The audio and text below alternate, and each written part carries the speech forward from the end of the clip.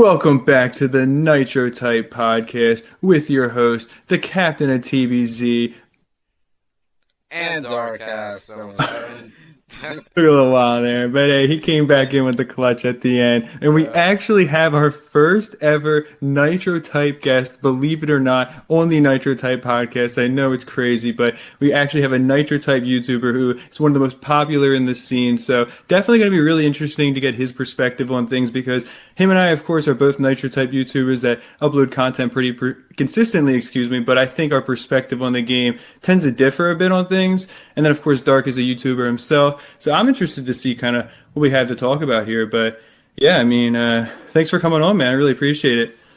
Yeah, thank you for having me. Yeah, of course. No, I mean, it's really awesome to actually be able to have guests on here who also understand, the content creation process and see that side of things as well. For sure. Yeah. But you guys, yeah. Do you guys have any topics you guys want to start talking about, or should we just think about something like real quick? And just doing it on the air? No, I mean, I didn't have anything in mind I wanted to start with in particular that was like, pressing on my mind. But I mean, I figure, maybe, I don't know if Sold has anything he wants to kind of start with. Maybe like just, I don't know, man. Did you have anything in mind or? Putting me on the spot here. Oh, that's my bad. Yeah, I didn't mean that. I just kind of thought maybe you just want to be like, I don't know, like you just had like something you want to say. But if not, I mean, I can just kind of introduce the topic if you'd like. Yeah, you can feel free to introduce the topic. I mean, I can do it if you guys want me to. No, that's all right. I mean, honestly, the first thing I'm just going to say is like overall, we kind of talked about this the other day, but like, how do you feel just about the current state about content creation with NitroType in terms of like how maybe dry it's been, if you will, the topics and such? Man. Yeah, the content's been pretty like empty lately in terms of NitroType stuff. Of course, that's probably partially due to the season extension and there not being an update where there normally would be an update. But yeah, I also think it's just kind of NitroType in general, especially when you've been YouTubering as long as us. Content, there's a few videos you can pull off in the beginning, but there's a limited amount too. Yeah, no, for sure. I know exactly what you mean with that. You hit the wall like when you're a new creator eventually in this realm of content. And I mean, I know I've been a little bit luckier maybe with the situations I'm able to cover because I find like weird random stuff like the whole Bluer thing and then the King Legend versus Batman. Like those situations were, and they ended up being resolved, but like they were just little opportunities that I saw. And I think that comes from the same fact though that there hasn't been much opportunity to talk about anything major because normally I might talk about big team things or big player things. That really hasn't been happening much either. I mean, the teams are just ridiculous that are popping up at this point. I mean, it's just insane. Like, I mean, I could talk about the same thing every day, this new team did this new team. But like, yeah, it wouldn't really be obviously worth hearing. So I try to find random things. I don't know if you find yourself ever doing that where you're trying to like find there's some random topics to talk about or something. But I mean, that's kind of where I've been. I mean, like, speaking about teams, I do want to talk today about Wildflower joining G1's team 2GRs, and I wanted to ask you guys' thoughts about it. Well, I mean, I know a pretty good amount because he's told me, I mean, like for the video, like when it first happened, he was like, you might want to make a video on this when she had no races. And then beyond that, he told me, I don't know if you guys saw, I think it was the comment he left that I pinned where he explained that he didn't send her the cash to join the team. He just sent it for a friend request. And then she actually just ended up joining the team. Yeah, I saw the comment. Was there no did he not request the team join at all? I'm pretty sure that, to my understanding, I can look at the DM specifically from him, probably, but I'm pretty sure that he didn't like specify. Let's see where he is in here. But yeah, I mean, basically, what he told me was, I guess it'd be on YouTube. What he said, I mean, basically was just that like he wasn't trying to get her to join the team. I don't know if he actually referred to whether or not he sent her a team invite or not, but I don't necessarily think that had been his. Like from what he said, I mean, I don't think he would have because he said like he was just trying to get a friend request, and that's the reason he sent 10 mil. So I don't think he did. In the Yeah. comment, I don't think he actually said like, "Oh, I didn't even send her, any like request." You know what I mean? But based on the Mhm. context of it, like my understanding is that he didn't even like send a team request. Like he had just sent that cash, and that was what I guess led to her being incentivized to join the team, which leads me to wonder like why that was a tipping point for her to say, okay, this is the team for me, because I thought PR2W was like the team. Yeah. You And know, that it just kind of threw me off. I actually have a theory about this that I'm actually going to share right now. So, honestly, we all know that Wildflower hasn't been like being like as active as she used to be like for the like past couple of months, right?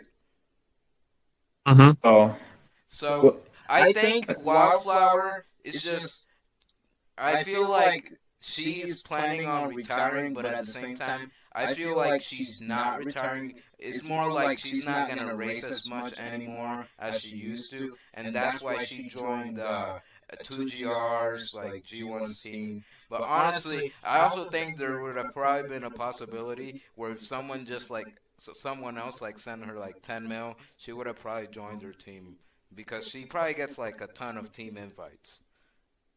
but I would think she gets lots of cash though too. I mean, maybe not anymore without the leaderboards and the Hall of Fame like propping her up. But I mean, I don't know.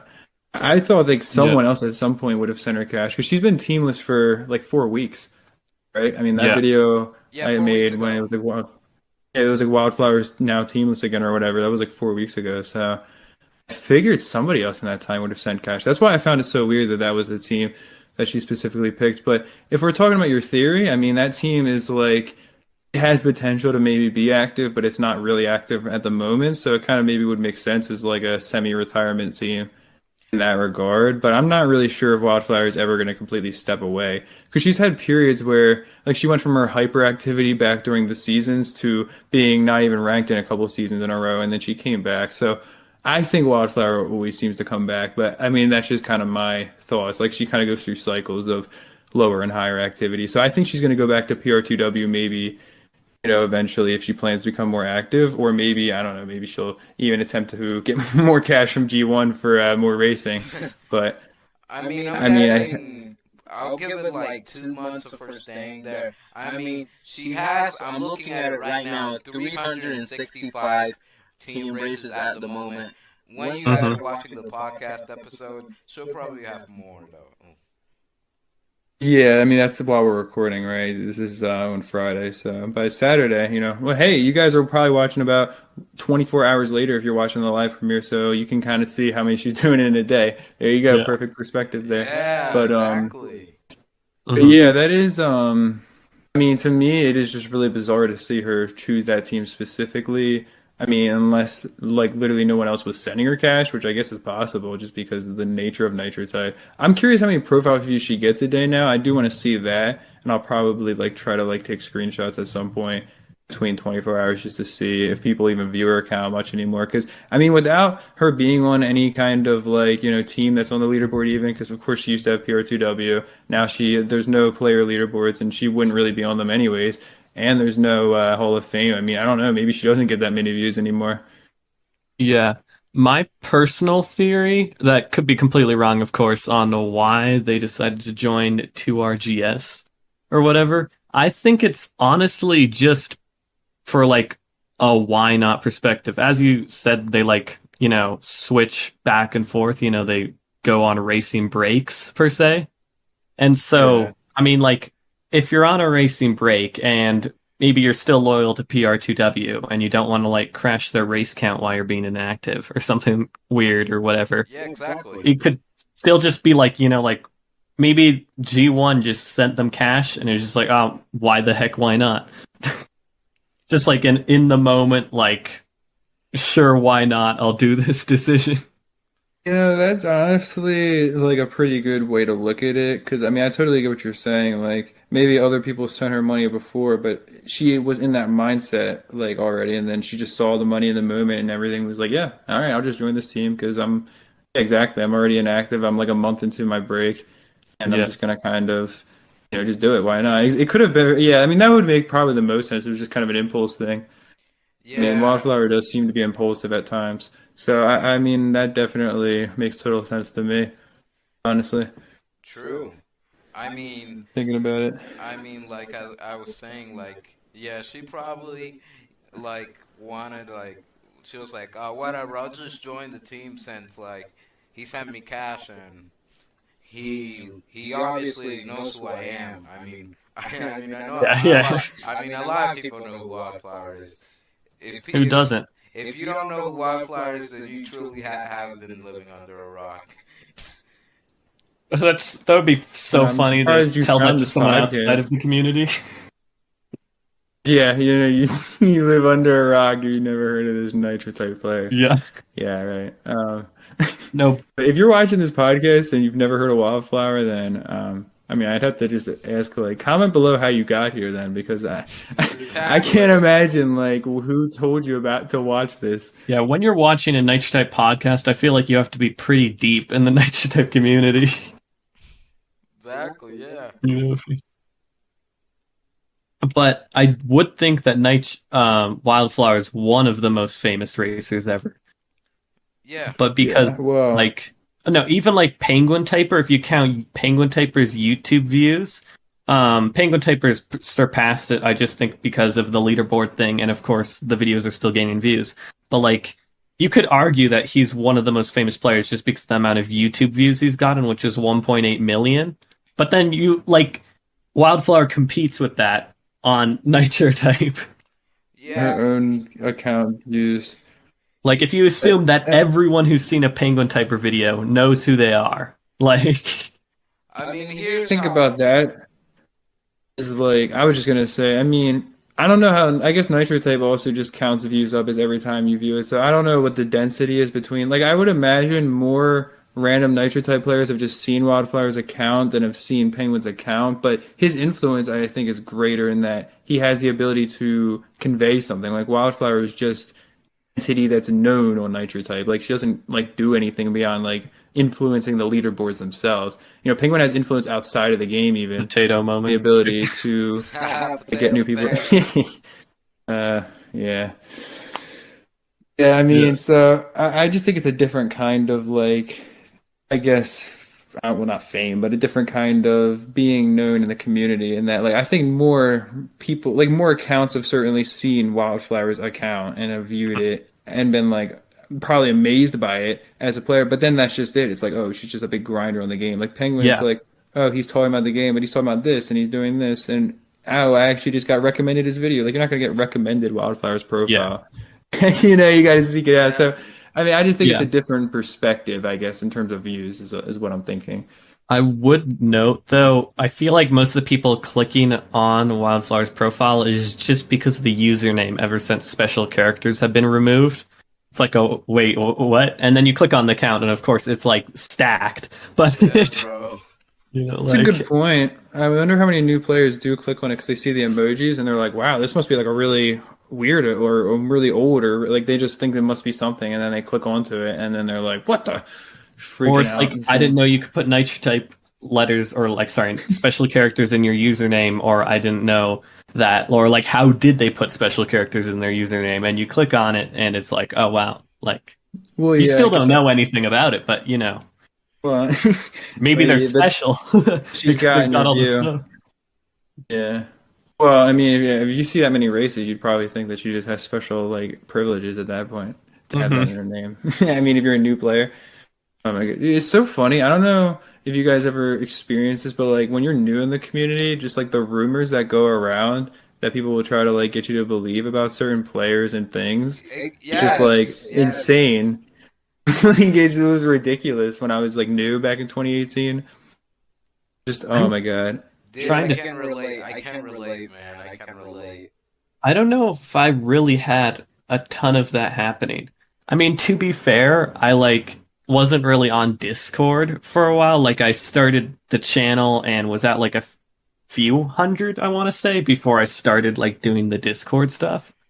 Oh, really? So Okay, I don't know, but gotcha. like even then, I wasn't really like DMing a whole ton of people.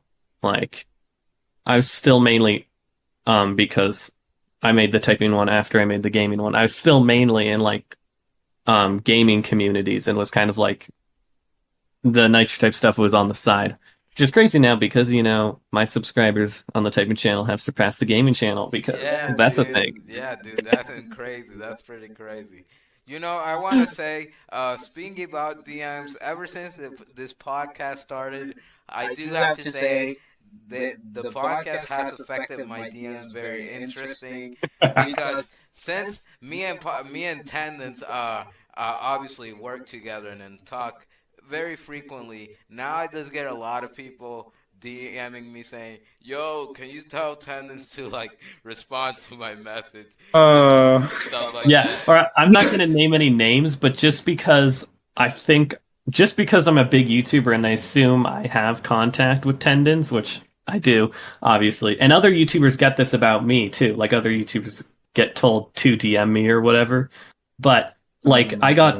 I'm not going to say any names, but that like the person sent me like a doodle jump video, which has got to be the funniest thing yet. And they're like, send this to Tendons, and I didn't respond. But Oh, well, hey, doodle jump video. If someone would DM me that, I'll probably respond to that. To be fair, I respond to people at first, and then they go on something weird, and I'm like, well, I don't really want to talk about this. And then Yeah, they're like, yo, can you make a video about my team? And I'm like, well, if I say no, then you're gonna be just like, I don't know. I'm just like, if it's gonna be the same outcome, I feel like. So it's like, I don't know. Or they'll just say something like goofy. It's like like, I don't even know what to say to it. I yeah, don't mind people DMing me. Like my DMs, that's why my DMs are open. Like if you want to talk to me, you can talk to me. But like, yo, like saying like, yo, tell Tennis to make a video about this, and that one of my team members got hacked and stuff like that. yeah, All I tell them is like, hey man, we really can't do anything. The best thing you can do is just Yeah. DM Nitro type yeah. support. Like half my DMs are begging for money, telling me to contact the Nitro Type admins for them because I can do that, obviously. I can get you unbanned, I can get you banned. I can like supposedly I've been like told to DM like hundreds of millions of dollars into people's accounts because Oh my god. I have Yeah. that much money laying around the place. I always tell people, "Oh, sorry, all my cash is for TBZ," and I'll be like, "I don't have much," which is not even a lie. Like, I never have Yeah. more than like 50 or 100 mil, and then it all goes to a comp. But like, people do ask me a lot for the cash. But the Nitro Type admin thing, I think I've made it worse by making my pinned video the interview with Austin, because so many people that are like randoms will just like DM me, like assuming that I like have the ability to contact the admins for them on their behalf. They'll be like, "Can you get my cash limit removed?" That's the biggest one because I don't Really? have a cash limit. They'll be like, "Can you like tell me or like how do?" I'll be like, you have to like be a content creator and tell them you want to do giveaways or something. Like they don't even do it for team captains. All right. I have a tip I don't for know what to you. tell you. All right, Ooh. I actually have a tip for anyone that's watching that wants to get their cash limit removed. If you say you're doing it for team competitions, they probably won't let you like remove Yes, it for you. that's what I'm. Yeah, I But the 100% agree. but the thing is, I am a YouTuber, right? And I've been trying to get the stupid cash limit removed, right? And then I messaged Chris and she was like, "Oh, we're not lifting the cash limit at this time." And then I just kept trying for months and months. And then like Bruh. last week, Yeah. right? I messaged support again, and I've recently been getting Katie. And thanks to her, she actually denied me once, but then like 4 days ago, she actually let me like took off my cash limit, so that's pretty good. Hey, no cash limit. There you go. Um, Or feel like a free man. Yeah, exactly. Gotta have at least uh, one account with no limit. Yeah. Also, you're guys, gonna Oh get so man. many people spamming support because of that. Yeah, also, I know. Honestly, bro. also, Oh my guys, God. They're gonna find the podcast because of that. also, I want Go to say ahead. one Sorry. thing about I want to say one thing about donations. If you want to donate to the podcast, let me know in the comments, and then let me know who's donated, like, so I can like screenshot your name and like put it in a donations list. Because since I don't have the cash limit anymore, the plan is to split the 50-50 the nitrogen cash that gets donated to Tendons. And Yeah, to the podcast, we'll split it. Yeah, I mean, because I'll just use mine for TBZ, obviously. But the thing is, if I get a like, donation, like, yeah, you can DM us on Discord or something. We'll have to figure out a good system for that because the thing is, you're gonna see it on Nitrotype, but you're not gonna know what cash comes from where necessarily. If you, because I always screenshot when people send me over 1 mil for my donators list on YouTube anyway, but. Yeah, I mean, it's going to be kind of hard to separate that. So we'll have to figure that out and probably like, after this episode type of thing. You know what I mean? Because it's going to be a little more complicated. But yeah, if you guys do want to donate, certainly it's appreciated. And if you do send the episode goes, but yeah, we appreciate, of course, sending cash, but it's obviously not required. So with that in mind, speaking of cash and not being able to send it, people without gold not being able to send cash, man, I think that's... To me, do you think it was? To me, that seems like it was. I'm trying to save like the functionality of gold, if you will, or make it like desirable. The only value to gold right now. No. Like that's yeah. It was fair though. It was fair though. Like a lot of people, well, a lot of botters to say were using. I do know that reasoning. Yes. Right. Well, I do understand. Are botters seriously their main concern though?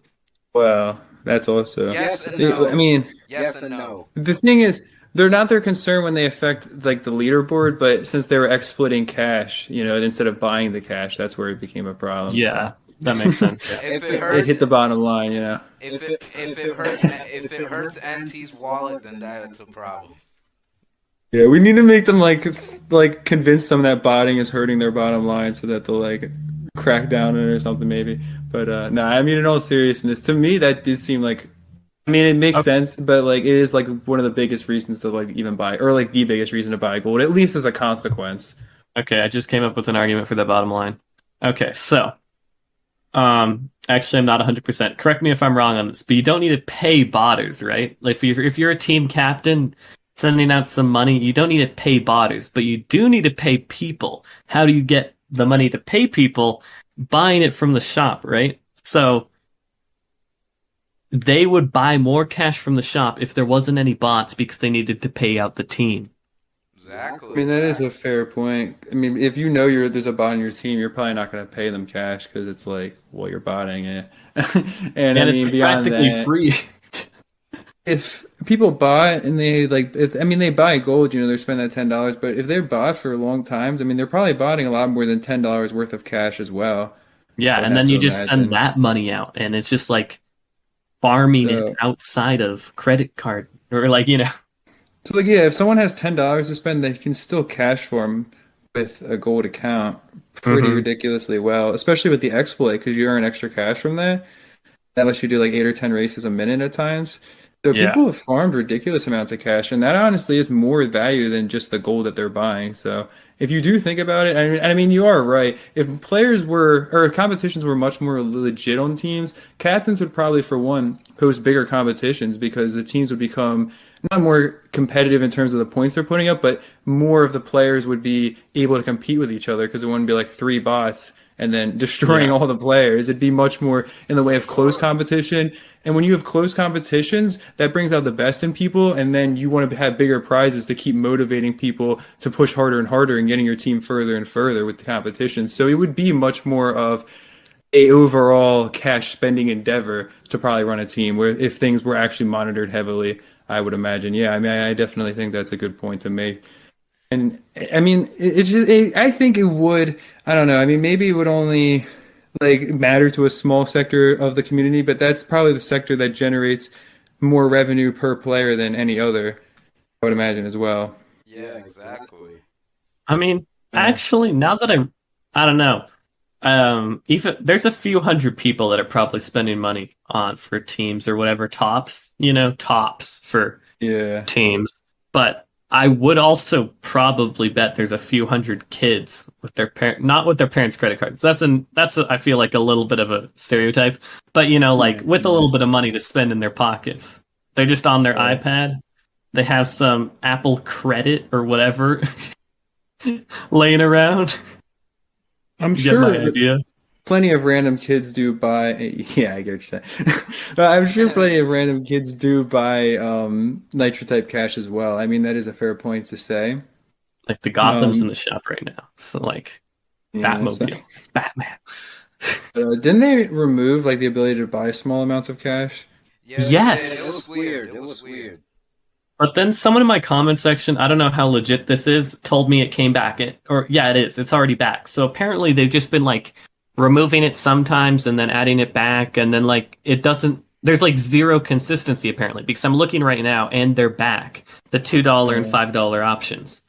Like Cause I didn't see those when I went to buy my money for the giveaway I did. So I was kind of like wondering about that. And then I saw the yeah, video, yeah, and then I was like, huh, I guess like you just can't. Because I was thinking if there's not small amounts of cash, like I think that eliminates a lot of those kids buying it, and it's a lot more hardcore people like team captains only buying it at yeah. that point then. But if they have the small amounts, I'd imagine there's a lot of kids that are like, "Oh, this car in the shop, I'm going to spend $2," and then Yeah. and their parents probably allow them just like $2. They're not going to freak out over. But, Yeah. $20 on Nitro Type, that's a little ridiculous, which is a fair thing to say. I mean, I'm not going to Yeah, argue yeah. with that. 100%. I get what you mean there. I mean, So I think that changes it a lot too. my thoughts about that is like I usually don't buy cash. The only reasons why I would buy cash is because if you guys didn't know, there's actually now more exclusive titles for buying cash. And if you buy cash, you also get a mining trail too with that. Yeah, I Yeah, have a title in the trail. yeah, I bought a good amount of money. I mean, It's just well, for me, I probably know you're was. probably running a team, but for me, it's not like I'm not like grinding the game that much. Like I'm probably gonna finish the season tomorrow on stream, but like Yeah, it's just like I'm not racing enough to like I either need to be generate like cash. getting donations or like buying cash to keep up with the item shop sometimes because Yeah, I get what you like I mean. do not race and You I always do get have a donations collection to though. maintain. Yeah, Yeah. man, the item shop is expensive, man. It does Yeah. get to be that way for sure. I only buy them on my main, which I was lucky enough to win that raffle where I got like 74 million or 76 million from it. So that kind of kept my main afloat for a while here. But I don't worry about the captain of TVZ. That one just kind of that one suffers. It just it That just has the team and the title for that verified one that YouTuber. one That's just it. gets left in the dust. Wait, do you have the verified YouTuber title on your main?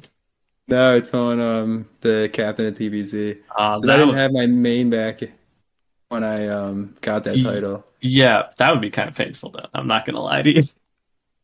What do you mean to how I much would that just would be have like cost? annoyed not having the title on my main.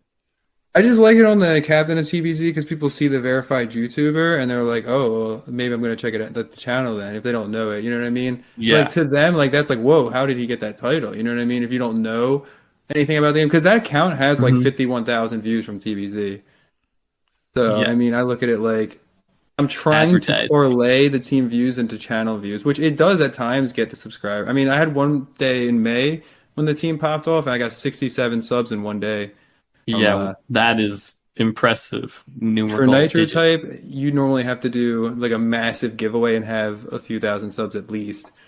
Get like, 50, 60 in a day, I hmm would think. So, I mean, yeah, that was like crazy to see because it was like 600 in that month, I think, of May. So that, like, if you have a top team, I mean, Nate could definitely set up his team a little better to advertise his channel more. 'Cause I really Yeah, try to do it hardcore. I won't lie. That's for like the only reason my channel grows, probably. But the content Meanwhile, will be getting better though. I did try on that video I made yesterday, to be fair. honestly, I yeah, love the Minecraft. I love the Minecraft gameplay. I mean, I'm a pretty huge fan of Minecraft. I've been playing Minecraft for almost like 7 years now. or even longer. Yeah, I mean, I remember my cousin back in like 2011 using like a he literally used Inspect because his website had a free downloader, but they had like a firewall or not firewall. I mean, they had like a thing to block you from clicking over it, but in Inspect you could remove the thing and then click on the link to download it.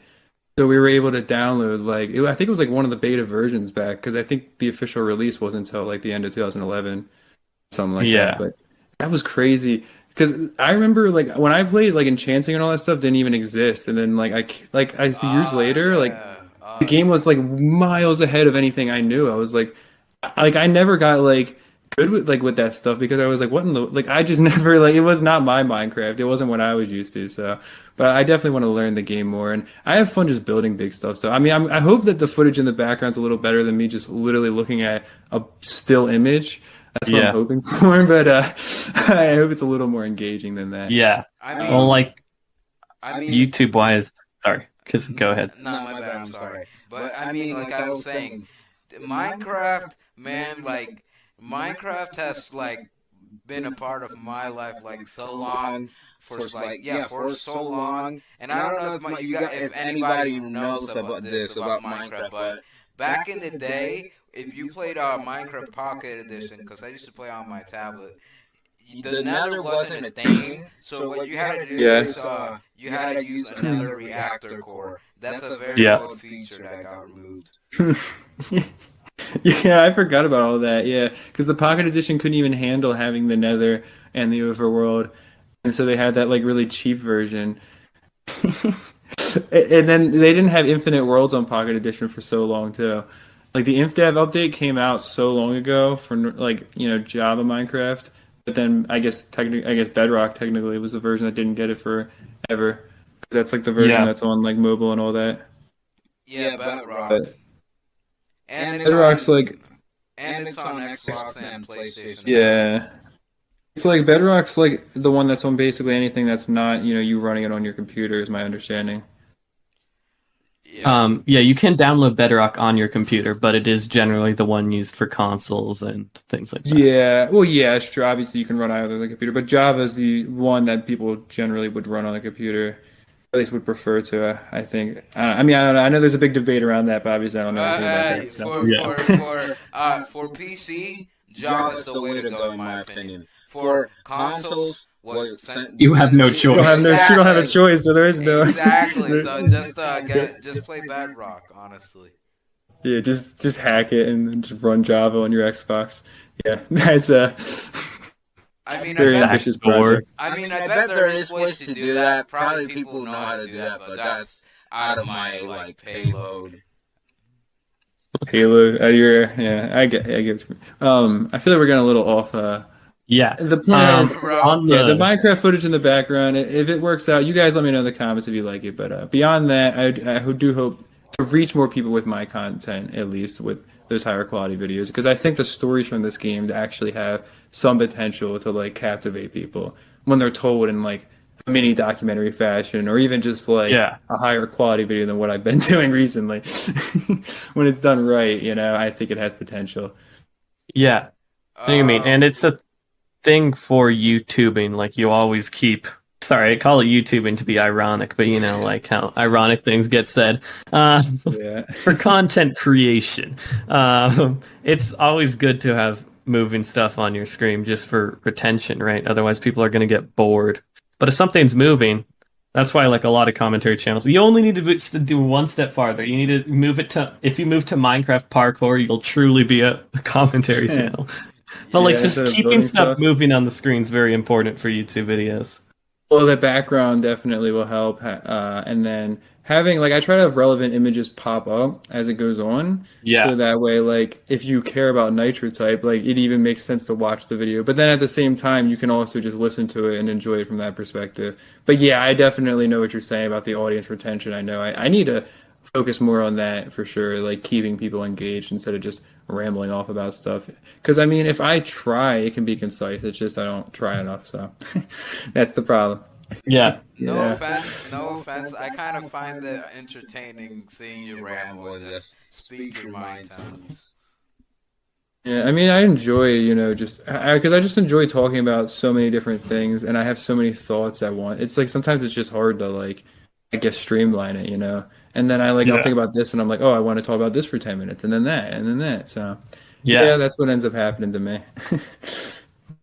I know what you mean. I personally have been focusing on retention a lot, as I don't know how many people have noticed, but there is no intro anymore, and it's because I realized people like the average person watched till my intro ran. You know, like the little sold logo that came up Yeah. for a while. Yeah. Oh man, I see exactly what you're saying. Oh Yeah, yeah. the average person watched till there, and then they stopped. And I assume that's just because maybe it like snapped them out of the video, a scene change or something. I don't know, but I completely cut the intro, and now my retention's above average every video now because there is no intro, and you just skip right to it. Yeah, no, I definitely 100% agree. I mean, I've been watching this guy Spencer Cornelia a ton. He exposes a lot of like scams and stuff, but to keep it short, basically, he's really shown like how important keeping your retention is because he makes like 20-minute videos and still has like 65-70% retention rate. So like he's able to keep people engaged for a ton, and he shows like how impactful it is for one, your revenue. I mean, his revenue is insane for the views that he gets. His RPM is like $11 or $12, so that's like $25 CPM, I think, because he's taking home like $11 or $12 per thousand views. So, but beyond that, his channel's been blowing up from the fact that he's focused so heavily on that, and Yeah. I definitely see the value in. 'Cause I mean, my introduction, it's kind of goofy or whatever, but I mean, it's kind of a staple. I feel like my viewers would be, if I cut that out, like the what is up, guys, that would be kind of hard. But definitely, when I try to make a more serious video, the way I do the intro is introducing the topic immediately in an engaging way instead of doing Yeah. that goofy intro. When like I actually care about the video, I cut that out and I just try to make it so it's immediately pulling you in. And I really liked Mr. Beast, his kind of, because he's talked a ton, of course, about how to like grow the algorithm. He like is the guy for it, and Yeah, definitely. he's such an, because not only has he blown up, but he's such a master of understanding it too. And he's talked about he sets up his videos in a way where in the first 30 seconds to a minute, what you're expecting from the title is already being delivered on, and then he's setting up expectations to actually deliver something even beyond what you initially expected Yeah. to begin with. So his retention rate is ridiculously high, and he is another person that focuses heavily on that, and he's had the most success on YouTube recently. So just for a big example. So absolutely. Like anyone out there that's aspiring, because I like to talk about this stuff on the podcast, because if you want to create a Nitro Tape channel and you have any semblance of like quality at all to you, it doesn't have to be great, but just any, please like come into the community and share your perspective, because we need more people making new channels and trying to push out their perspective so that new ideas happen and we inspire each other and grow as a community. Like seriously, we need more people taking on that initiative to come in and actually start a channel if they want to. So just don't be discouraged just because the biggest people only have a few thousand subs. Like I know it's the grind, but at the same time, your initial support will be stronger and your community ties will be much stronger than if you try to start like a Fortnite channel with no ties, for example. It's much easier to start in a community this small as well. So Yeah, I'm just it's a saying. much smaller pool. There's a lot less fish in the pool. You know what I mean? Exactly. You have much less competition. Yeah, exactly it. Right. And there's much less to compete with. And if you have anything unique to offer, like you'll get to at least a few hundred subs and like regularly getting, 100 or more views within a really short time. Like it's not hard to do. Yeah, I 100% agree with that. Like, I of course had a little practice because I was running the gaming channel, like doing a bunch of Fortnite stuff, and that's why a lot of my thumbnails early on had like Fortnite aspects to them. But like, if you have like, I don't mean to insult anyone who's listening, but if you can like edit a video at all whatsoever, you are literally like top 10 highest quality channels in the type community. I mean, yeah. If you know what I mean. And it Like doesn't literally. There's no editing. And it doesn't have to be great either. Like I'm not good at editing at all, but I cut parts of the video. Because in my older videos, you could see my recorder, and then you can see me switching tabs and then say my intro.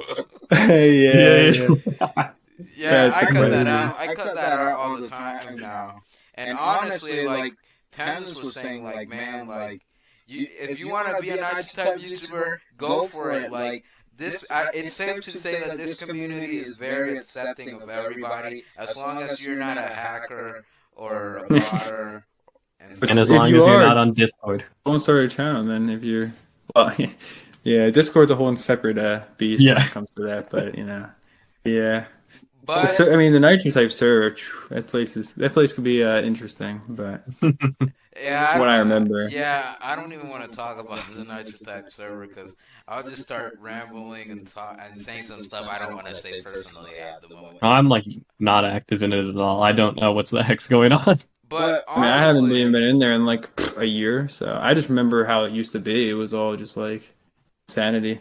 But no, I mean, honestly, yeah, like exactly. The community, as long as you I mean, even people that are like literally they're not high quality at all. Like they're talking into like a computer mic and they're like 2 inches away from it and it sounds all scuffed. Like they still could be accepted if they had something to talk about that people are somewhat interested in. So yeah, like Sold said, if you are able to edit, especially if you have like a decent mic or any kind of like setup at all, even like you are definitely already set apart from pretty much 95% of the competition of the community, which is already a small amount as it is. So think Yeah. about that perspective. And on the note of like making things with amateur quality, I got to 1,000 subscribers on 2 channels with like garbage setups.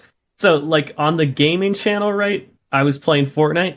I don't have any web recorders. All I have is a monitor, a Nintendo Switch, and of course like a phone and things like that. So I built a Lego tripod to hold my phone up to the monitor screen and just did my best to get the lighting right so there wasn't that much glare and terrible quality. I mean, it was bad. You can tell if you look back. yeah, But I could tell. it's- I could tell. Yeah. But I got to 1,000 subscribers with like Leave filming me a alone. screen and just because, quality. And then I still edit a lot on my iPad because mobile editors are really quick compared to like desktop editing. It just has a lot of presets and things like that you can run through really quick. So like for my Nitro Type videos, I wasn't recording a screen, but I just had my iPad and I was just screen recording while I played Nitro Type and then voiced it over and just did some editing with some free editors for like, and I'm pretty sure I got to 1,000 subscribers actually I only got my PC recently. So how long was I doing that for? Up until like, when did I get my PC? 6 months ago? Less than that, probably. But I was doing it up to then, just on an iPad. I mean, just really to put things in perspective, like at least according to Social Blade, my channel in the last 30 days has had the most growth, especially in subscribers from what I've seen in the community, and I've literally just been talking to my phone without any editing the last month. So I mean, like just to give you perspective of what your competition is, that like I mean, like that literally is it. It's really just there's not much in the way exactly of people pushing the boundaries or anything. And I mean, if someone like myself was capable of making like because I have 2 of those documentaries still up, and if you watch those, like it's a world of difference. So that's the other thing. Like if someone like me can take a screen recorder that I paid like $15 a year for and make that, like you can definitely make something high quality yourself. I promise. Even if you don't think you have the ability to do it, you can make something that definitely is enjoyable to other people in the community. And So don't be discouraged. And I gotta say, guys, like for smaller niche type YouTubers or any content creator of any kind, YouTube takes patience. Don't expect to grow so easily and fast. Like, I've been doing this for... Wait, no, I'm gonna take that back. I also want to say that different people grow differently. Because I've seen YouTubers that I passed in subscribers, like Nitro Typist, for example, and then he passed me and got 1K subs. Like it takes patience and key. And if he's been popping off, yeah, I think, right? Yeah, man. He's been growing about the same rate that Sold was growing at, or at least Social Blade said in subs. Yeah. So, I mean, and his channel was, a little bit smaller. So, I mean, the perspective of sub growth, he must be doing pretty well. Mm-hmm. Yeah, and if you ever if any YouTubers like small niche type YouTubers need any help, feel free to DM me. I have a ton of tools. I even have the server that I don't talk about most of the time, but I have the server for helping out smaller content creators as well. And honestly, like I can say it's safe to say that if you DM Tendons or Sold, they'll probably can help you out and give you some tips. They can give you some tips for your channel, stuff like that. Yeah, but don't expect yeah. shout-outs. That's another thing I get asked a lot for. Yeah, don't, I was gonna say, especially if you're just starting a channel, don't think that that means that you're going to be deserving of a shout out from somebody who, could potentially, just because they make Nitro type content and they could grow your channel. Because think about from their perspective, like, if they just made random videos every day shouting out people, they would get, a quarter of the views that they normally get, and they Yeah. wouldn't really be able, like, they would be messing up their own upload schedule on YouTube. So you just got to think about from their, like, if you were in their position, would you want to give someone who's just starting out a shout out in exchange for them just, getting more subs and not really doing anything else? You know what I mean? Like, you'd have to just think about that perspective. It's nobody's trying to be mean. It's just a matter of, like, it is a big ask of someone to just change their content for that day and then post something that is not, going to really get the same And viewership. also, I would be very cautious of shoutouts in general because they can kill a channel. And I can explain this really quickly, hopefully. So I know. if you get a ton of subscribers who don't watch your videos, YouTube shows your videos to subscribers first and then puts them out into the algorithm. So if you get a big shout out from a creator, say like there's a you get like a huge shout out for something and you get like 1,000 subs like that, just crazy, not going to happen, but say it does happen. And none of those subscribers click on your videos, the channel is never going to get any views. And even though you have that 1K subs, it's really just a number and you're not going to get any views. You're never going to earn any money because you need to roll ads and you need the watch time. It's just like, unless you're 100% sure that those people that from the shoutout are going to watch your video, shoutouts can definitely kill a channel just like that.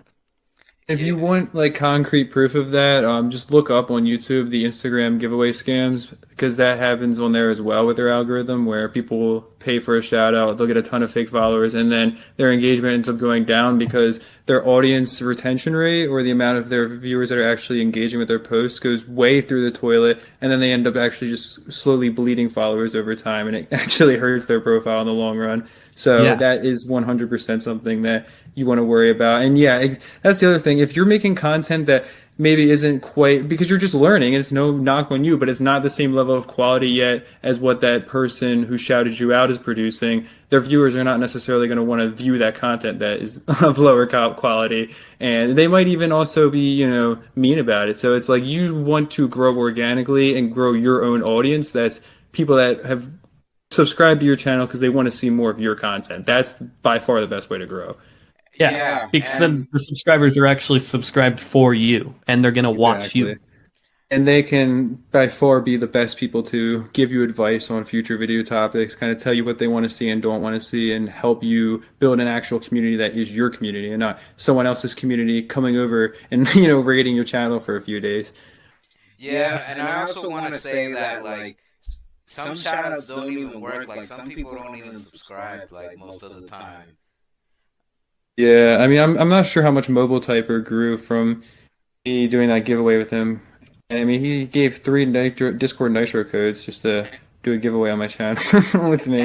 So I mean, yeah. I also want to say, if you're a YouTuber or a Nitro type YouTuber, please watch what you say in your videos, because that can limit people from shouting you out in the future. Because, for example, say a Nitro type YouTuber has a video, and then the Nitro type YouTuber says the N word, for example, and then you ask and then you ask people do it. I know. That escalated. And then you ask the YouTuber like Tendons Sold for a shout out, and then they're like, I really don't want to expose my audience to that like toxic behavior and stuff like that. That's the other thing I was thinking about, is also from a content creator's perspective. If you're a new channel and you ask for a shout out, if we give you a shout out and you post something like racist or something that's just a bad thing that we don't want to be shouting out and supporting and helping to grow, then obviously that would be terrible for us. So that's the other thing is you take a risk when you give someone a shout out. So you have to at least be established and like be doing something with the person if you're going to expect something like that from them. There's a certain level of trust that's required or something like that, and that's just simply it. Yeah, it can make us look like terrible, like any YouTuber. And if this community is ever going to grow, like that kind of behavior needs to definitely be cut out because maybe on 2011 Call of Duty YouTube montages, when it was people's Xbox Live parties and they were saying terrible things to each other, like that was considered, funny and the trolling was getting a lot of views. But YouTube's algorithm has completely, shut that down. They put the kibosh on that when the apocalypse happened. Because advertisers, of course, that's their bottom line, just like with NitroType, right? Speaking of that. Yep. And then beyond that, the algorithm has only worked harder and harder to, I wouldn't call it suppressing, but to not in any way promote content because it's just not going to show it to anybody, maybe outside of your audience. And even then, they might not even see it at times. Content that's deemed, as highly inappropriate. And if you're using like racial slurs like that, really pisses off the algorithm. And like, so even from that perspective, like, let's say you don't like you're never going to be convinced of the moral side of it, which it's unfortunate, but maybe that's your reality. Just think about it at least logically, like you're limiting your own size significantly on a platform like YouTube, which is by far the biggest video sharing platform, if you engage in that type of behavior within your videos. So if nothing else, for your own sake, just, clean it up, and don't make the community look bad. Yeah. And it's that simple. Sorry for interrupting, because I think Soul was going to say something.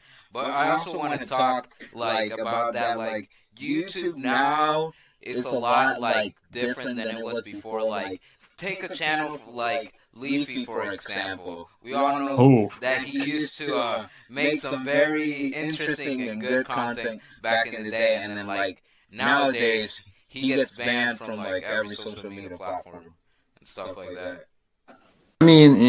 I'll just say, I think he didn't go about his style in the best way because it came off as him picking on pretty weak targets as a large YouTuber at times. Yeah. As he grew more. I feel like it felt more like there was times where it felt more like bullying because certain targets, maybe deserve it if they're already outputting something harmful. But I'm pretty sure he made fun of someone just because they were cringe or whatever and stuff like that. And it was oh, this kid is so cringy. I could be wrong. Maybe I missed something, but no, you're not wrong at all. I thought there was some kids that he just made fun of for, the sake of making fun of them. And I'm like, well, come on now. That's the kind of behavior. I don't like that because that's just a bully to me, right? You pick out someone that is not going to be able to even defend themselves against you. And then you just make fun of them. And of course, he's not maybe necessarily trying to look at it that way. Cause for him, it's oh, well, it's a way to get views. And it's what people find funny.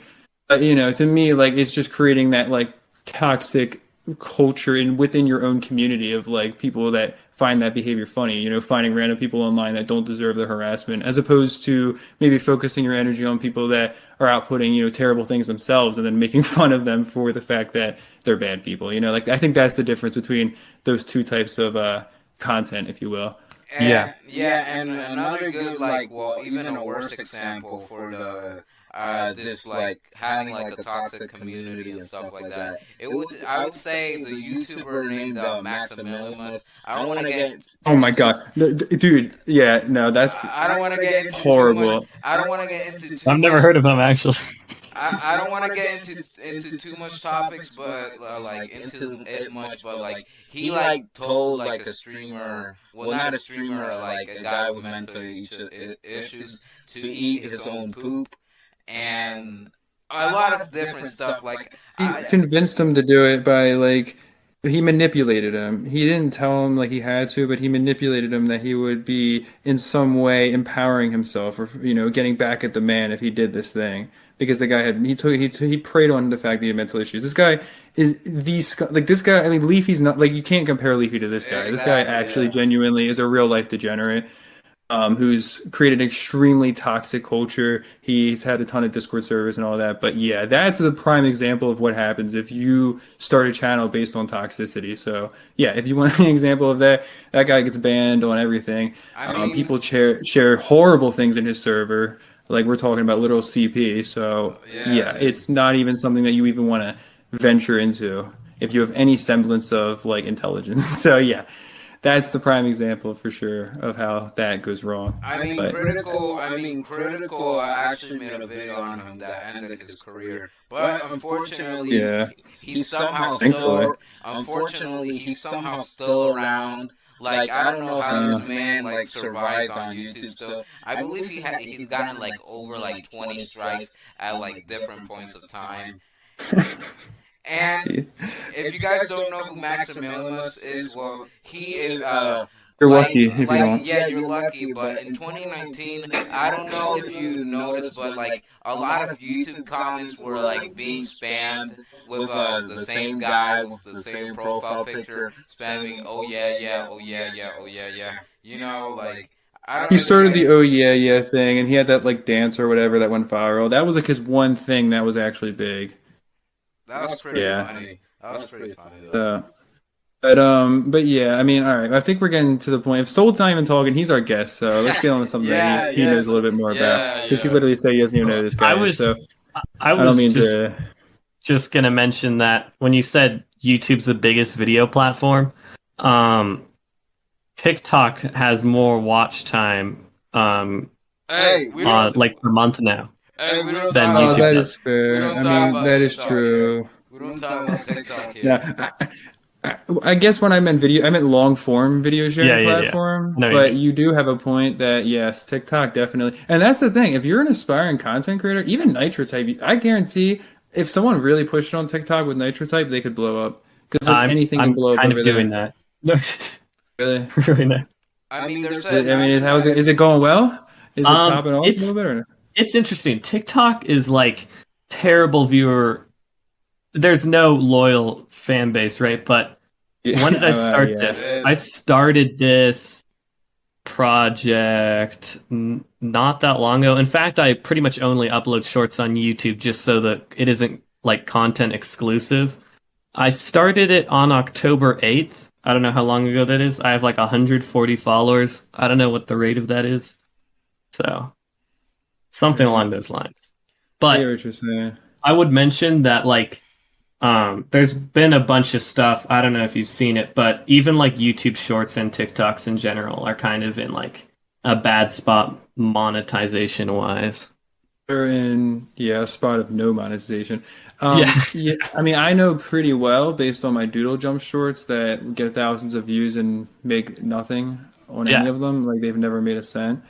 They definitely, especially those tiny shorts, don't really get any ads. It's really weird because, I do have a bit of experience that I'm not sure if anyone out there can relate to, but I have one YouTube short that has actually an RPM that's higher than the average YouTube video, which is my Snapchat short. But it's because most people find it through YouTube search, so I don't think that they're viewing it as a short. I think they're viewing it as a video, so it's still getting ads. Because somehow it makes like $3 for every 1,000 views, which is actually a decent RPM for like a 5 or 6 minute video. Yeah. Alone a 50. I have a few things to on an alternate channel of mine. I have I was testing out shorts and I was just literally uploaded a video to test out what shorts were. Like it was just a video on my camera roll. This channel was anonymous to me, right? I just like upload a random video from my camera roll, not mine, but I'm not taking it down now. It has that one with the boat. And it has like 874,000 views. I've seen that, Because how come I've seen that channel? Have you commented with it or something? Because I've seen that a few times. That video. It's probably been shared around. Again, it's not my video. It's probably went around the internet because I just saved it and I was uploading it to test out like how shorts uploaded, like with the shorts button and things or stuff like that. What I'm saying is I've seen your channel in that video on there, and I knew it was your channel. So like, is it? It must be linked in your other channels or something. Yeah, it's linked in my other channels. Okay, It's yeah, sold because to I was just shorts. going, But it, I was going through stuff. Okay, yeah, that's what it was because I've seen that and I knew exactly what you were talking about. And I thought like I was like, did he buy this account or something? I was like, what happened here? Or did he just upload a random video that he found? I was like, because I was like, I can't imagine it's your video, like unless you just didn't talk or something, I guess. But yeah. yeah, I was pretty amazed by that when I saw. Okay, and I mean, it's not a bad video to be fair. I mean, it's pretty hmm cool. The guy flipping like the boat over and not touching the water at all. You're Yeah, gonna getting have into it like to that. you're gonna have to DM me that video later on when the podcast is over. Because Yeah. Yeah, it is pretty crazy though. Almost a Um, mill. I would note though, like monetization on those, like how it works is for both TikTok and YouTube Shorts is there's an overall fund on both of them, right? So Yes, YouTube Shorts is 100 mil and TikTok is 200 mil, and it just splits it amongst views. right. So Which it it's not that means, big of a shorts bonus, yeah. yeah, or yeah.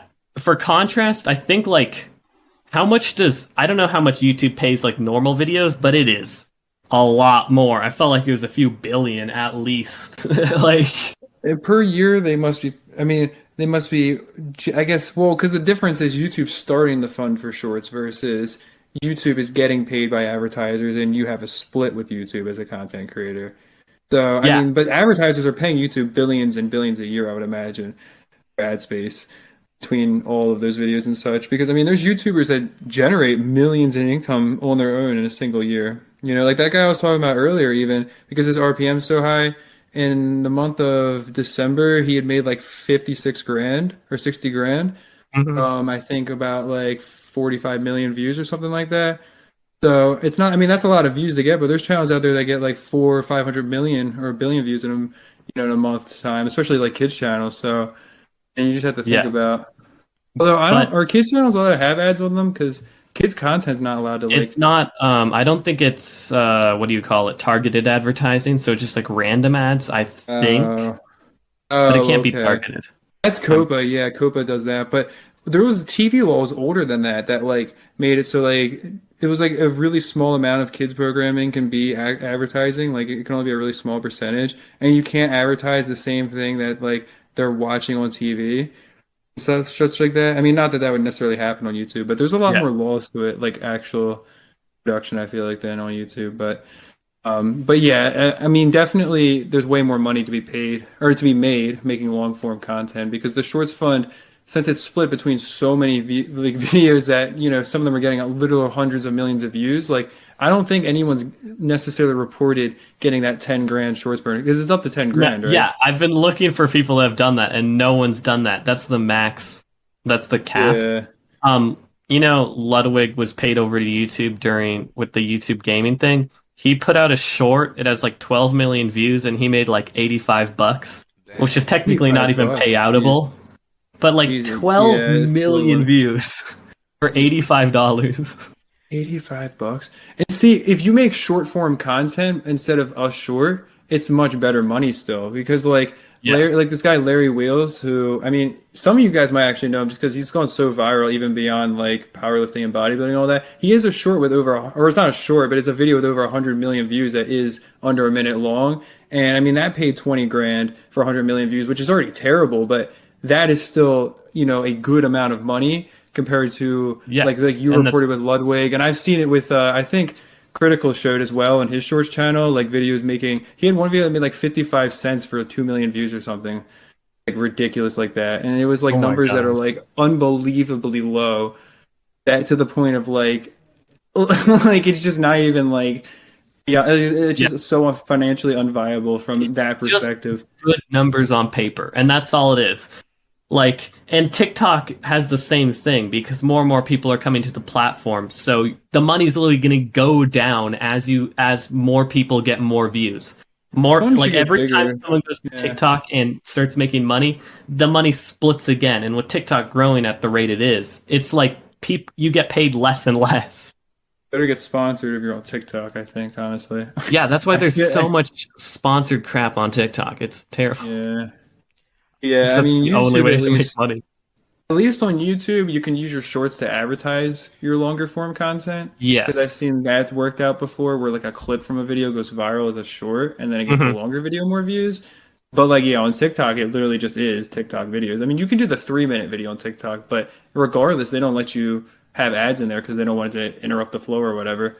So And it's not going to another matter. comparison, Ludwig has a clip, right, which is not a short, but it's also under a minute, is like the slang term is clip. And Yeah.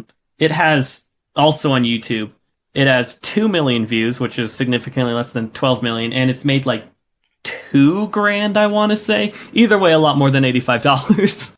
$2,000 from 2 million is actually really good for a video under a minute. Yeah. Well, it's just because you can roll ads, I assume, and the ads get split between you and YouTube, and it's not just YouTube paying everyone 100 mil evenly. Like, it's you split it with the YouTube, so when you make money, they're splitting it with you instead of just giving how much they feel. The thing about ads is that because the big thing that people don't realize is it's not just like, oh, everyone's getting paid based on how many views they are getting. Like certain advertisers are, I mean, not certain advertisers, I said that wrong. Certain creators are more desirable to advertisers and they'll pay higher rates because most ads are sold through auctions. If you ever look in your studio tabs, if you have monetization, it tells you where your ad revenues, like source they're actually coming from. And a lot of them are sold to companies. And the more desirable your content is to advertised on, which is based on things like your audience, for example, and whether they're going to be more or less likely to buy their products, the more they're willing to pay, the higher of an RPM you're going to have. Well, the higher of a CPM your video would generate, which is higher RPM for you, because your RPM is how much money you take home from every 1,000 views. Because people always confuse those. They think their CPM is their RPM. And I'm like, no. You're not making, $15 from every 1,000 views, bro. You're making 6. Let's be realistic here. But yeah, that's the thing. Like on my silver channel, for example, my RPM is usually like $10 or $11 across the channel.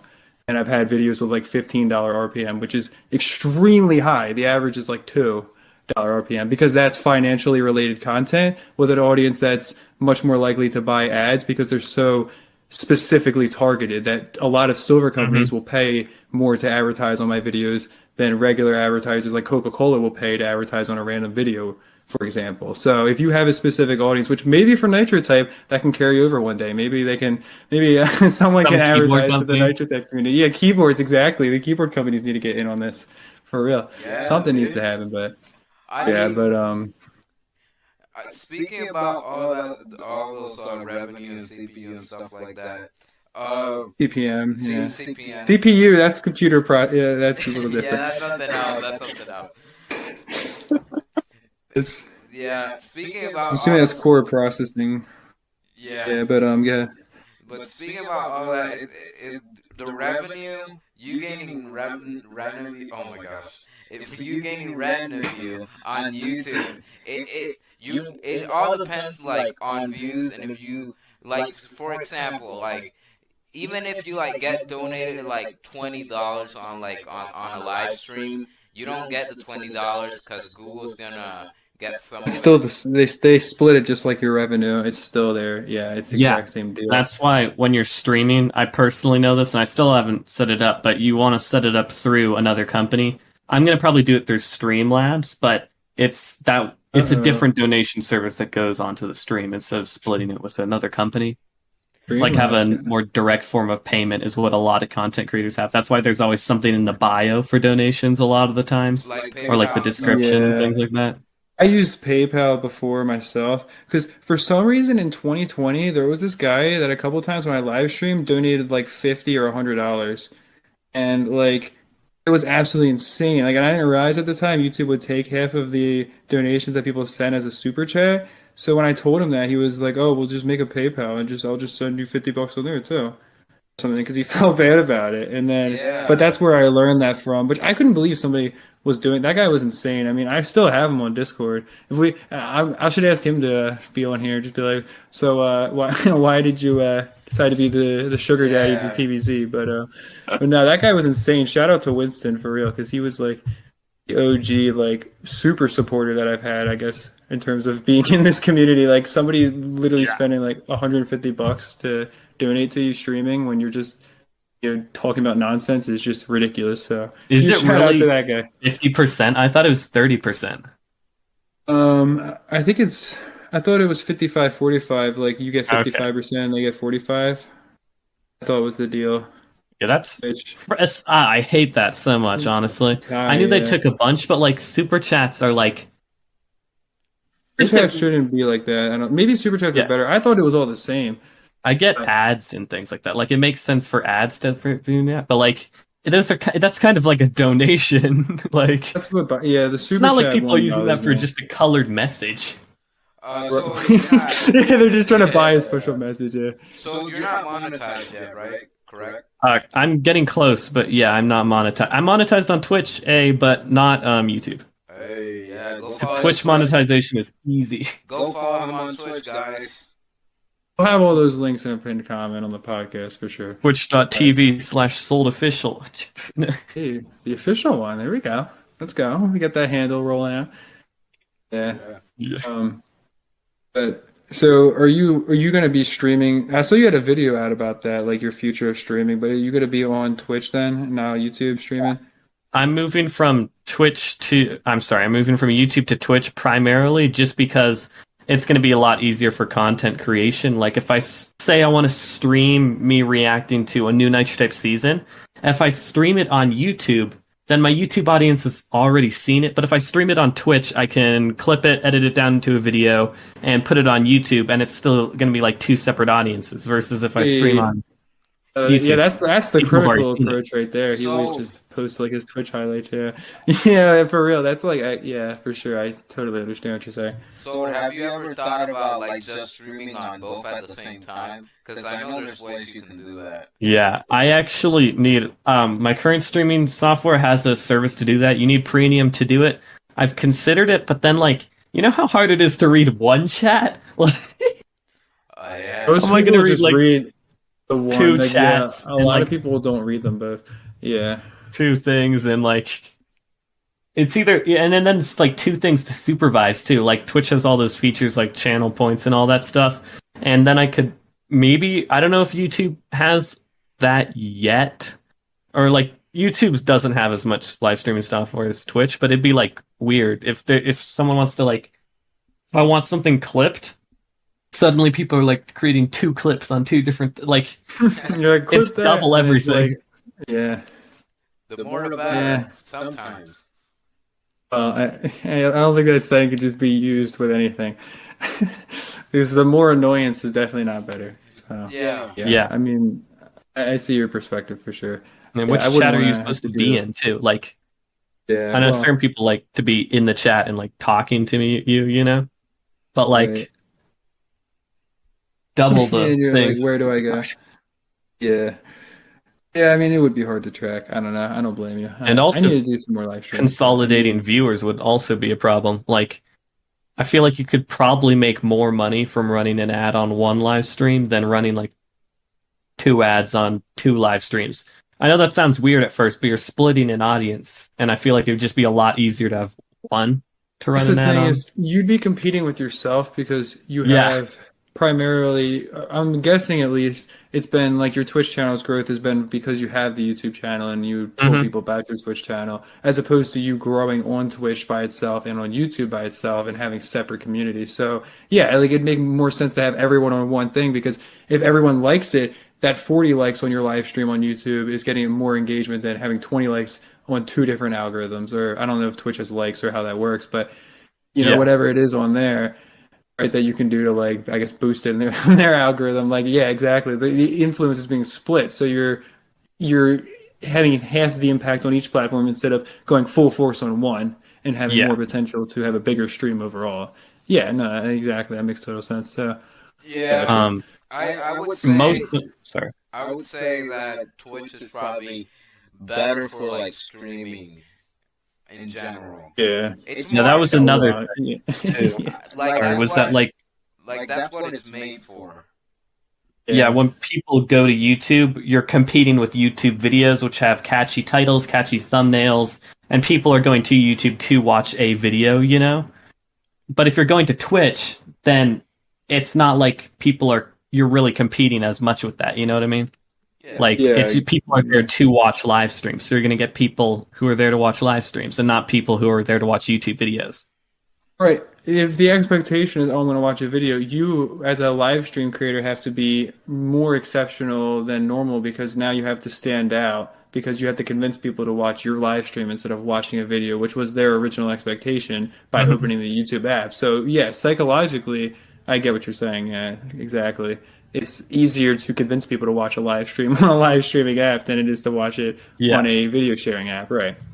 I'm very confident with like almost, well, here's the stats. This is like rough, but like 2/4 of my viewership on Twitch is coming from search. Obviously, random people aren't searching for it. So I think it's mainly my Discord promotion. Like I've been promoted in Discord servers.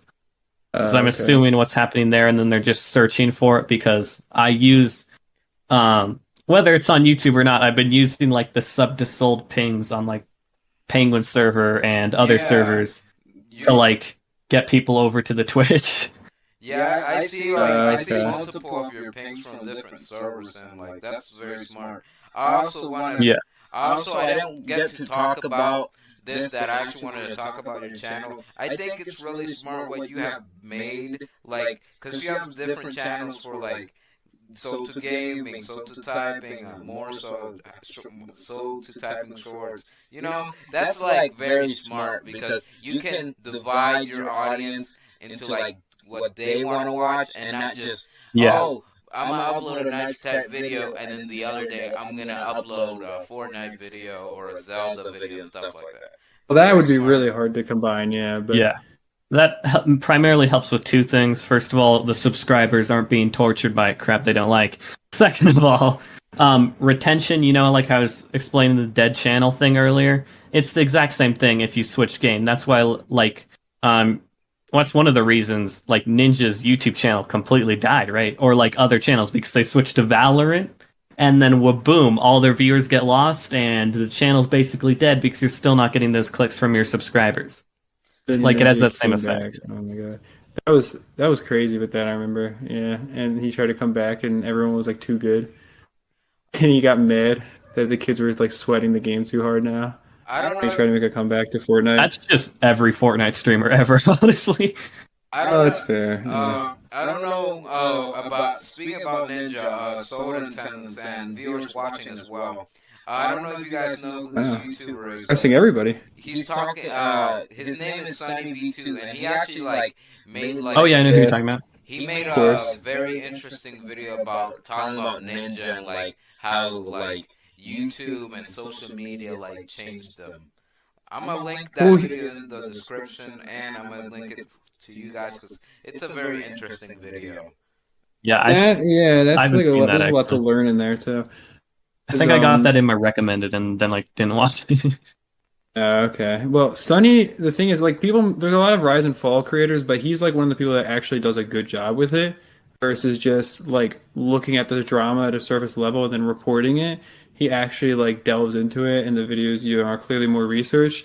I mean, there's that one guy, like, I think his name's like what is it? Like, I don't remember the name. It's like something the King, I think, or something. He has like hour long like rise and falls, and those are probably like the most researched. But someone like Sonny, he makes videos that are a little bit more digestible, and they still like cover the situation extremely well. Just based on like watching a lot of that content, I could personally attest to like the fact that like you would probably enjoy watching his video as opposed to someone else that's gonna be a little bit more, just basic surface level kind of analysis of the situation.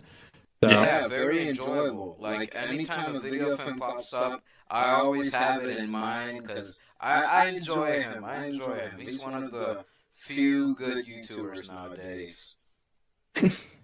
I wouldn't say one of the few good Yeah. YouTubers left, but I mean, he's someone that's willing to go further than most for the And- research, which I appreciate a lot. Yeah, I respect people who put hard work in their content and effort. Yeah. Editing has Yeah. great flow too, like pacing. Yeah. Yeah, I mean, he does a better job, with like the narrative style than a lot of people. Like creating a story that actually feels like it makes sense. It's not like, oh, we just jumped 6 months in the future, but that it took 5 minutes to explain to 10 or like a week of time or whatever. Yeah, like the scale actually is right. Yeah, but I'm probably rambling on too much about randomness at this point. The point being, yeah, you'll probably enjoy the video if you check it out. So that's enough about that from Yeah. me. But overall, yeah, I mean, I totally agree with what Dork was saying about how it's really smart that you split up the content for sure. Because especially because since we have a small community that's small but very loyal to the people that they like, content wise, if you split up your content, like you'll probably able to generate more views by uploading different types of nitro type content on two channels that like if I made another channel that was about specifically like season leaks and all that stuff, I guarantee that channel could also grow pretty well alongside my main channel. Yeah, for example, just because of that fact. For example, like the Nitro Type Milestones channel that you made recently. Yeah, like when I shouted that out, it got like 50 subs from just with like no videos and anything, just from me mentioning it once in that video that got terrible views because it was like the fifth video I uploaded in 24 hours, so no notifications went out. Yeah, my so gosh. that's exactly it. That's how loyal like people are in this community. For sure.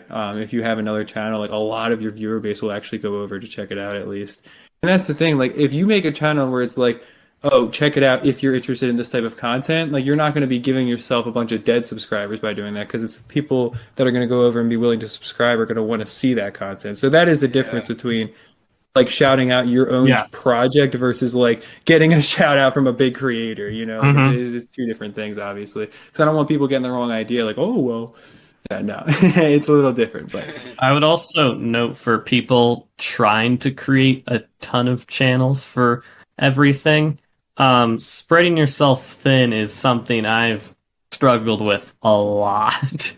Like if I'm trying to upload, I mean, Tendons uploads like 5 times in one day, and that's crazy to me. Actually, dude, I don't know how that happens, man, but yeah, dude, that's insane.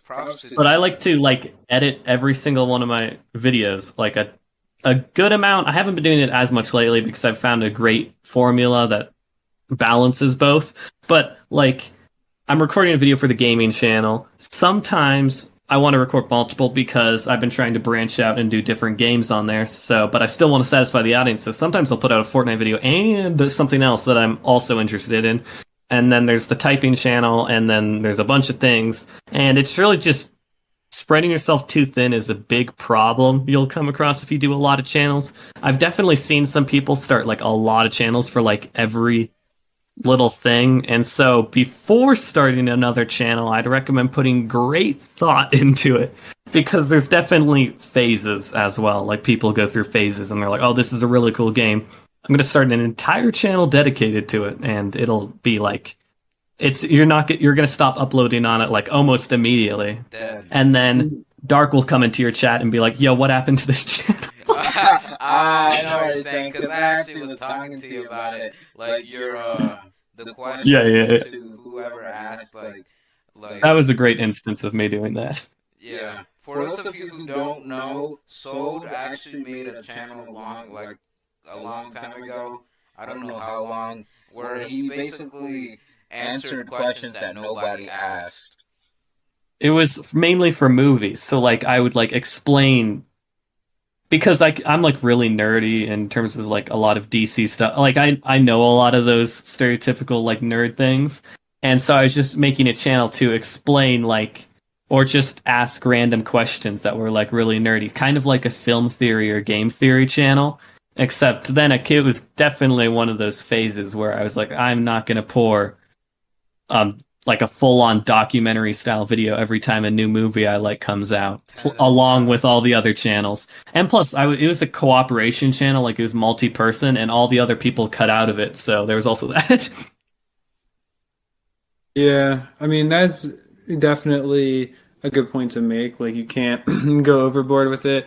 And I would say, like, there's two kind of steps that need to be taken. If you're thinking right now, oh, I'm going to make a new channel for this, first of all, ask yourself, does this deserve a new channel, or could this be a series on my channel that would actually fit in? And if there's a way where it would make more sense for it to just be a series that you add to your channel, then consider doing that. But then beyond that, kind of like with what Sold was saying, you definitely, yeah, if it's something where you're like, oh, this new game I love, and I'm going to jump into the community and I'm going to be making videos about this, let me tell my subscribers about a new channel. I mean, it's almost like, I would think it's almost like switching your channel over to a new game because you're telling a bunch of subscribers that don't care about that game to go subscribe to a channel about that game. And like even if I mean if you lose interest in it, then your subscribers are just gonna be annoyed with you. But then even if you don't, like they might not really they might subscribe to support you, but then not watch the videos after the third one because they don't like the game. So if you're gonna grow another channel, like and it's totally different than what you do, probably try to grow that channel somewhat organically on its own as well, unless like you really know you have a fan base that'll just watch anything you make. Like some people are personality based and they can do whatever they want and it doesn't matter, but not everybody's in that realm. So, you just kind of have to know your circumstances, I think. You definitely have to be sure that you can support the channel too, and you're not just going to immediately give it up. Yes. Yeah, for sure. I mean, and it makes sense. Like, some of your extra channels, I'm sure getting content because you make content for other channels in the first place, like your clips channel, and like stuff like that, and then your shorts channel. Well, I mean, you don't really post on that, but the shorts you post on your main channel also are going on TikTok. So you're getting other uses out of that content as well, which is definitely a valuable thing to do. If you have multiple channels, like making it so that at least like, to an extent, you can kind of have like cross, I guess, especially if you upload long videos, like maybe cutting them down for a second channel, that kind of thing.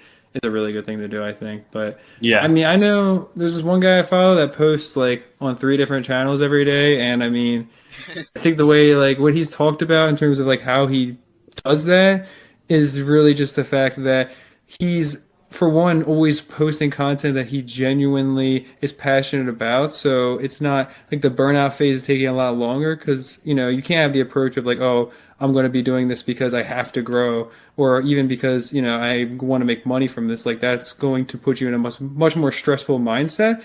So if you're going to be making extra stuff, like you want to have the real passion behind it for sure, which, and kind of like Soul said, you want to be able to support that in terms of the actual content you're putting out. But then, beyond that, like he doesn't always just like, if, something else is going on, it's not like he's just going to force himself to make those videos that day and allow it to become something that he resents. And that's the same thing, like where I've taken breaks and stuff. I never would allow videos to become something that I resent making.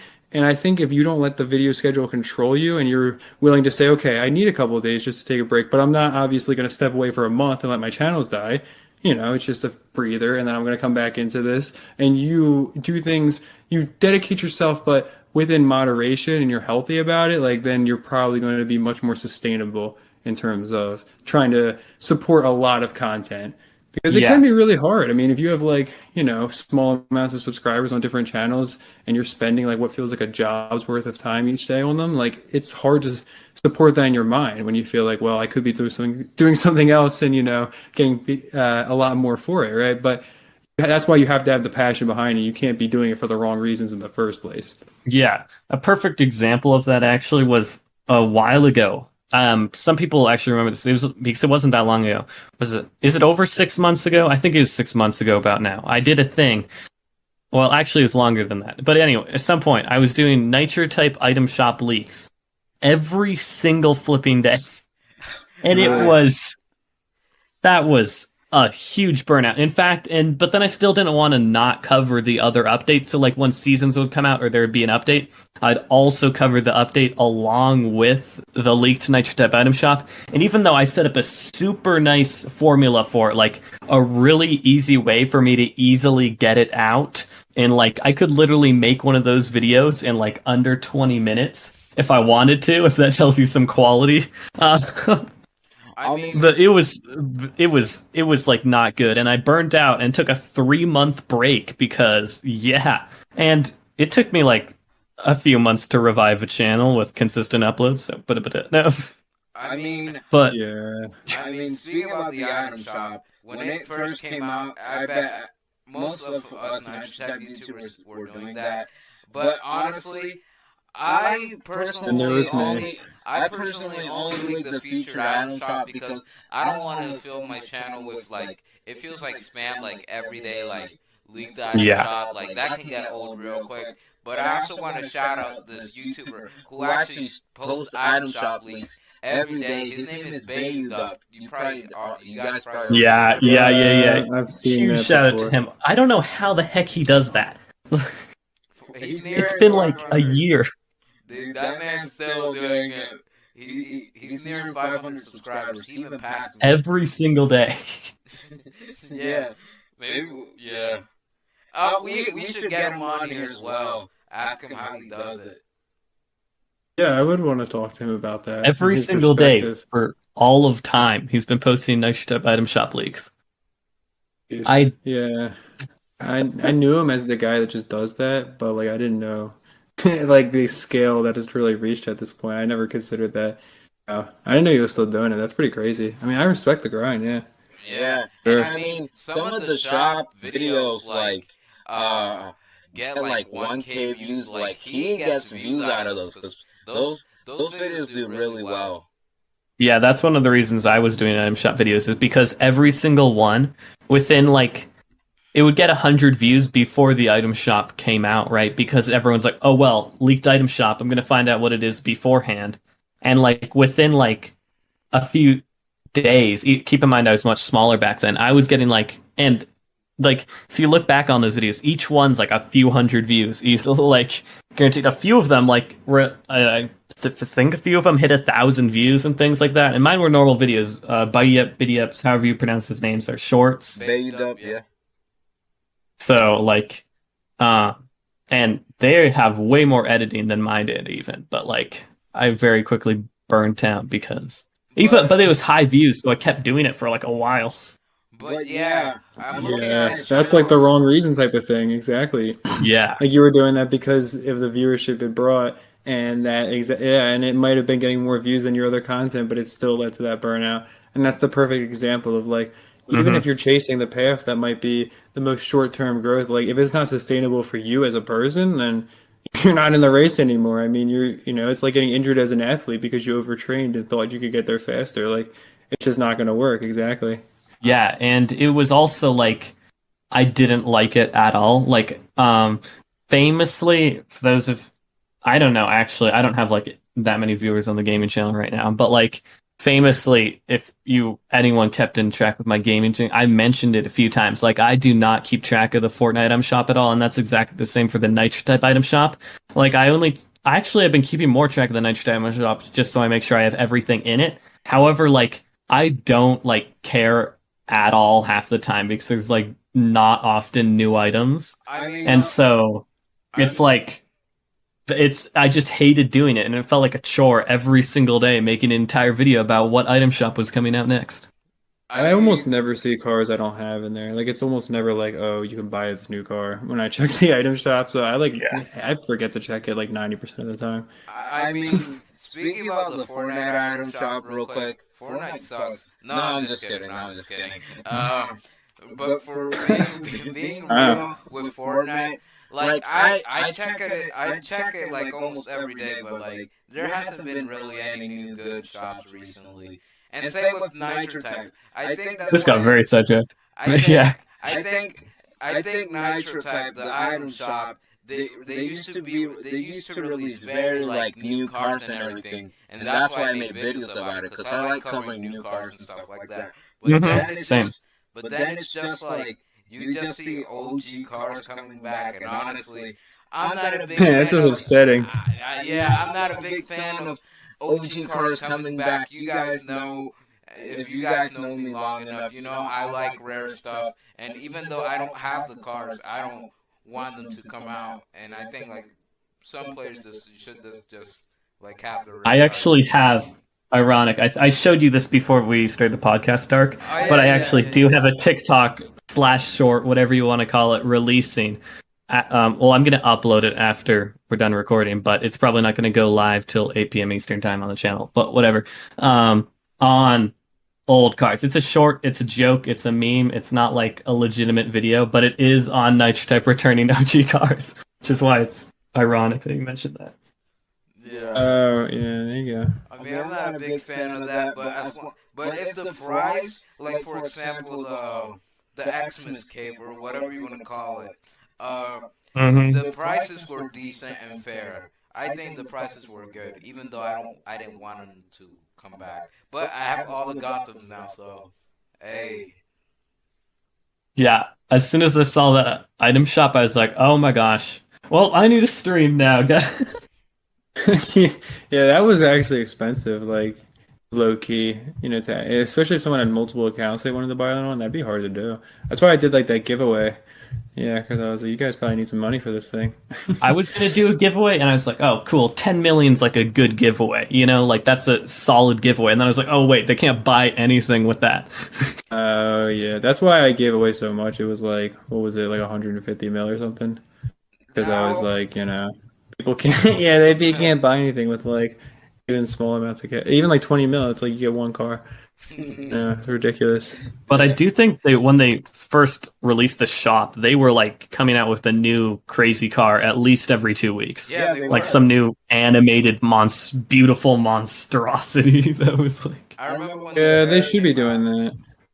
I remember when the They should be. Air. I mean, not to be rude or anything, but let's be honest, the admins kind of got lazy with the shop in these past couple of months. Wouldn't be Yeah. surprised if they burnt out if they have to make a whole shop every day now. I mean, true, yeah. Like I don't blame them, but you Oh, were well, hey, speak. when you're running a business, you got to be, doing what, like, it's your, like, responsibility to create a sustainable system, at Yeah. the end of the day. But I mean, we're still playing the game, so I guess they're still winning at the end of the day. But Yeah, definitely. And I would point out that for casual players, a lot of these items, like especially if you're not logging in every day, are probably fairly new. Like especially daily items, like they're only in there for a day. So if you're not in there, well, actually, what the heck? These daily items, I just checked it. They're in for 2 days. I don't know what that's about, but it says actually one didn't day, have that 23 fire hours truck. left. Really? Yeah, on the thing. But either way, Oh yeah, it does. point I still just stands. added. If you miss that, then they're not coming back for like an unknown amount of time. So it can still be new for casual players or like the people that only play like whatever many races in like computer class or something.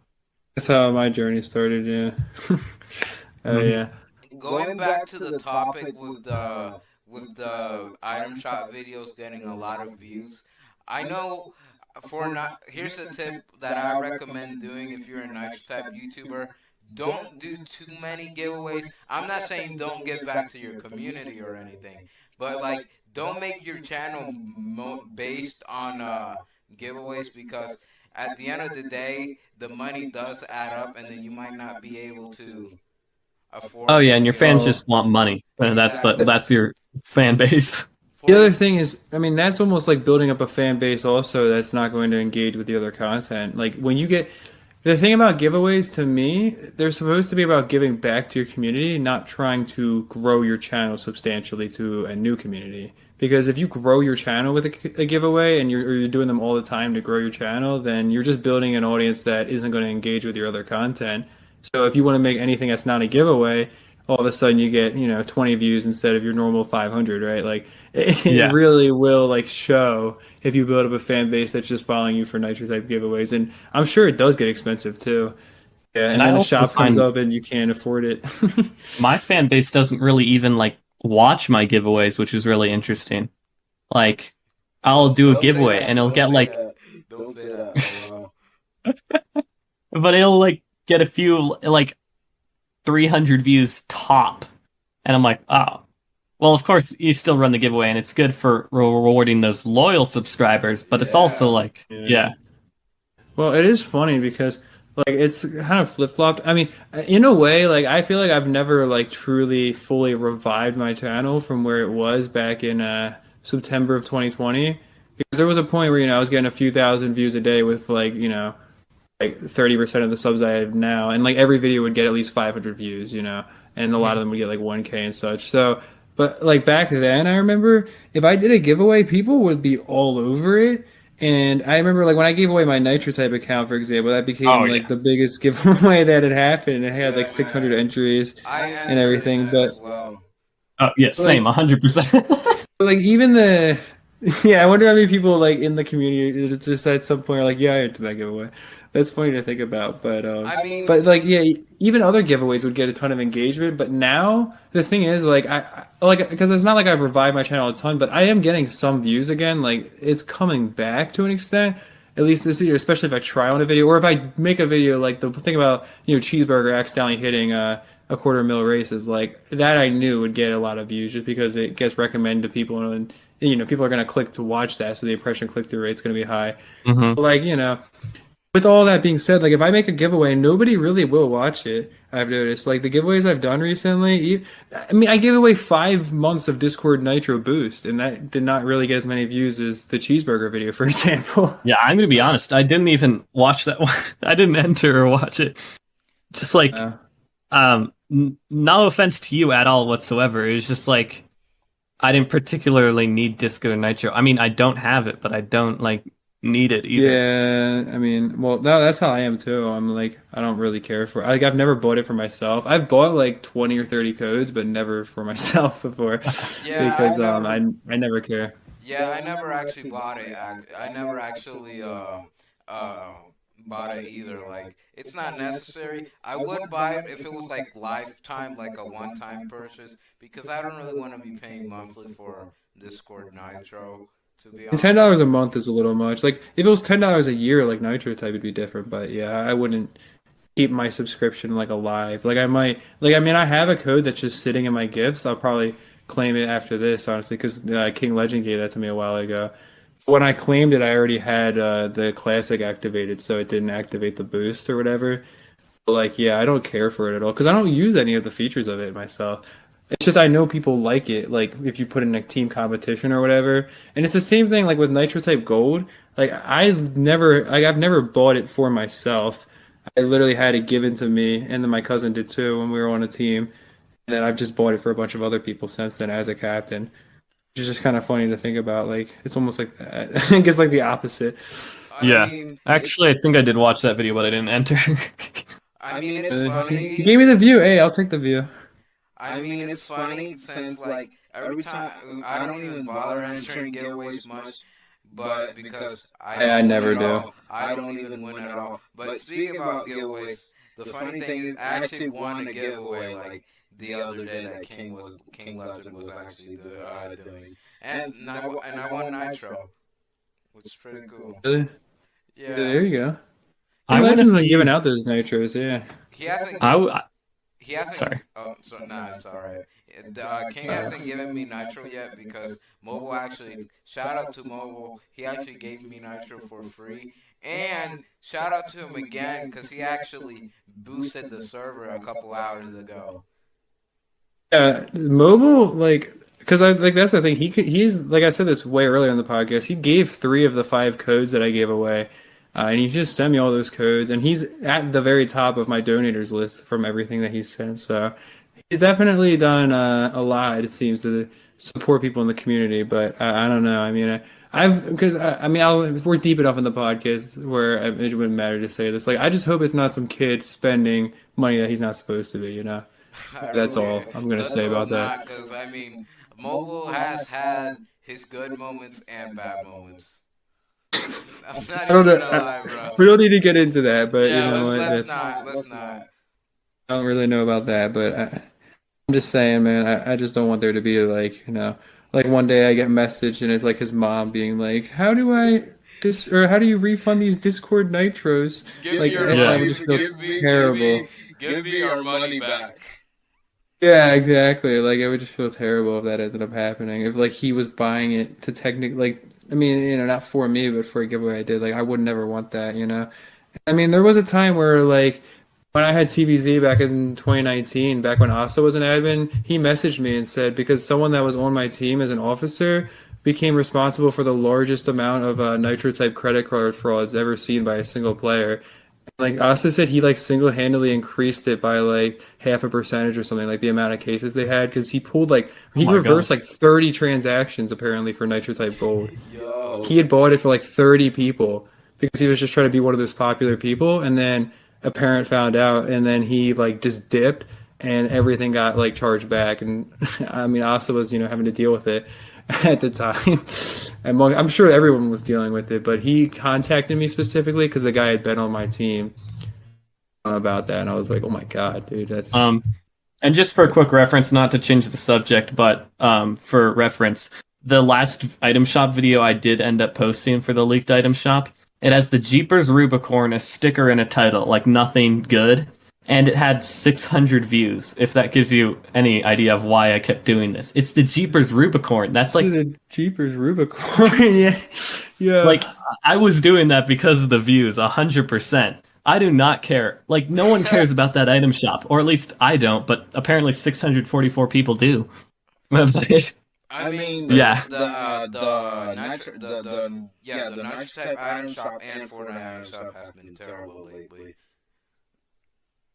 Yeah, I don't know anything about Fortnite, but I feel like I feel like Nitro Type was trying to, capitalize on what they saw with Fortnite with their item shop, but I don't know. It was just a little things in suspicious. general, like all updates in Like general. the season pass and everything.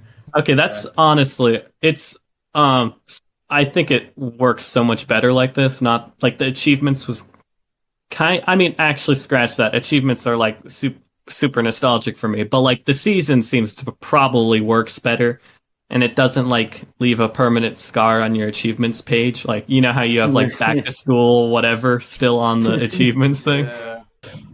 Oh my god, dude! The captain of TVZ has so many of those random categories, like all the way back to 2015. Because that guy raced in like every single season until he's like just I guess left the game one day. Like he's like ranked in like 30 or not 30, but like 25 different seasons or something ridiculous like that. Because of like he would just race like every single season a little bit and collect stuff on there. So there's so many of those other scars, if you will, of just random things where he earned like one achievement that season. I can relate because the alt I have also has random achievements from like 2015 as well. Yeah. Yeah, it's funny looking. And I mean, I guess because there's no there's just titles and stuff. It's not like there's actual achievements with the titles, so you don't have to I guess worry about like not having as high of an achievement level as someone else that starts Nitro Type within this new era. Because I commented on your short, how many achievements did you have when it said you were like completed? Oh, 133 is what it's currently at, and that includes verified YouTuber and and a few special events and like things like that. Yeah, and that's what I found crazy because my main has like 195, and I don't have like that many I didn't even participate in like the older seasons, for example, and I also didn't even get the titles for placing high in seasons because they removed that after season 18, and then that's when I started getting top 3. So that was crazy to me, the scale of how many more achievements one player could have from another just based on when they started playing Nitro Type. Although the King of the Race cars, adds a ton of that too. Obviously, helps me out a lot there. And then the session achievements as well, that adds a lot. I have them up to Demon. Speaking about the King of the Race cars, I actually want to talk about them real quick. Especially a lot of people, since you know how people talk about Wildflower hitting 1 million races, right? There better be 3 cars for that. She should get literally a trio at that point. She should get I don't even know, a special monument built in real life. Yeah. I don't even know, dude. It's just ridiculous. A news post, maybe something. Wildflower for real, yeah. She better get a news post. Wildflower statue in the Nitro. No, dude, honestly, they should have a statue of her, of the car that they build for her, or the car they make for her. For 1 million. Yeah, that car better be literally I don't even know, on steroids. Honestly, that's the only way I can describe it. As to how good it better be. Yeah, but honestly, a lot of people also think that for some reason that the 1 million car is the Wampus. But honestly, it would be pretty interesting. Who thinks that? A lot of people in the community, I've seen in the Nitro Type wiki, okay, that's just gonna be, no offense, but that's just gonna be a bunch of 9-year-olds starting rumors. That's but even though that I would actually be really sick, but I don't. Yeah, that's not I'm not gonna do that. That would be. I would take that. That'd be pretty. Yeah. I'd be like, oh well, shoot. I can't grind, but body. No, I'm joking. That was a joke. That was a joke. Yeah. Sword exposed for botting. No, that was a joke. Sold out of context. Dude, someone did that with my stream the other day. Really? DK did that. Well, I was doing a stream where you could spend Twitch channel points and to make me do stuff in game. I could, of course, refuse to do it, but if you did that, you got another one or whatever it is. Anyway, someone was like, "Okay, repeat this," and it's like, and the statement was like something along the lines of like, "Travis, corn dog, I've been botting for such a long time and I haven't been banned. Please ban me." And then I said that, and they clip it and upload it. So what about it? Yeah, man, dude, Soul keeps getting exposed, man. Oof, it's getting rough. First, he admits to it on stream, and then the podcast, man. Man. Dark path has gone down. I don't Wait, know. guys, you want to talk about like something that literally just happened while we're recording? Yeah, sure. Check Wildflower's team. It's now rank. What is rank? Wait, what? What? What is?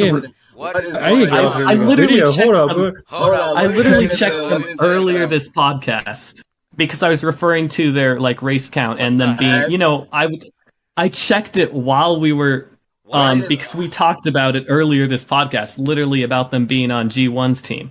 And now this looks to be a different team. I'm not an expert, but I like I don't know what Wildflower's on. I don't know why she's joining different. the URL is team/R4NK, like rank, but the A is a 4. Yeah, I see it. Very interesting. Hey, man. She's done 25 races on it. Hey, you have more content, Tendons. Yeah. I should make a video about it too. Do you think they paid more? Or did they just like thing is we told people like, oh, check how many races she has tomorrow on the 2GRS while we were recording this. So like it happened while we were recording. Yeah, I mean, Dark literally saw it. He checked it. So, oh my god, dude. Oh man. I don't know. Yeah, the captain is named join team. So maybe. Yeah, and the enough. the username of the captain is selfless842. I don't know who that is, but I feel like they either paid more or they just emailed Wildflower and were like, "Yo, join." Why not? I heard Wildflower doesn't answer emails. That She has gotten really bad with it now. Yeah, she used to because I used to be able to talk to her somewhat frequently over email, and now she's like, she's gone. At least to me. I mean, she probably talks to other people that she wants to talk to, but I guess I'm not on that list anymore. Right. I don't know, man. Yeah, but now they're on a different team. What the heck? Yeah, I don't know what's up with that, man. Interesting. I don't know, man. It's interesting. Yeah, like Soul said, this is definitely more content for your boy Tendons over here. So you guys already know. Even though technically that video already came out, and now you're watching this the day after. But you know what? I'm not even going to think about that perspective.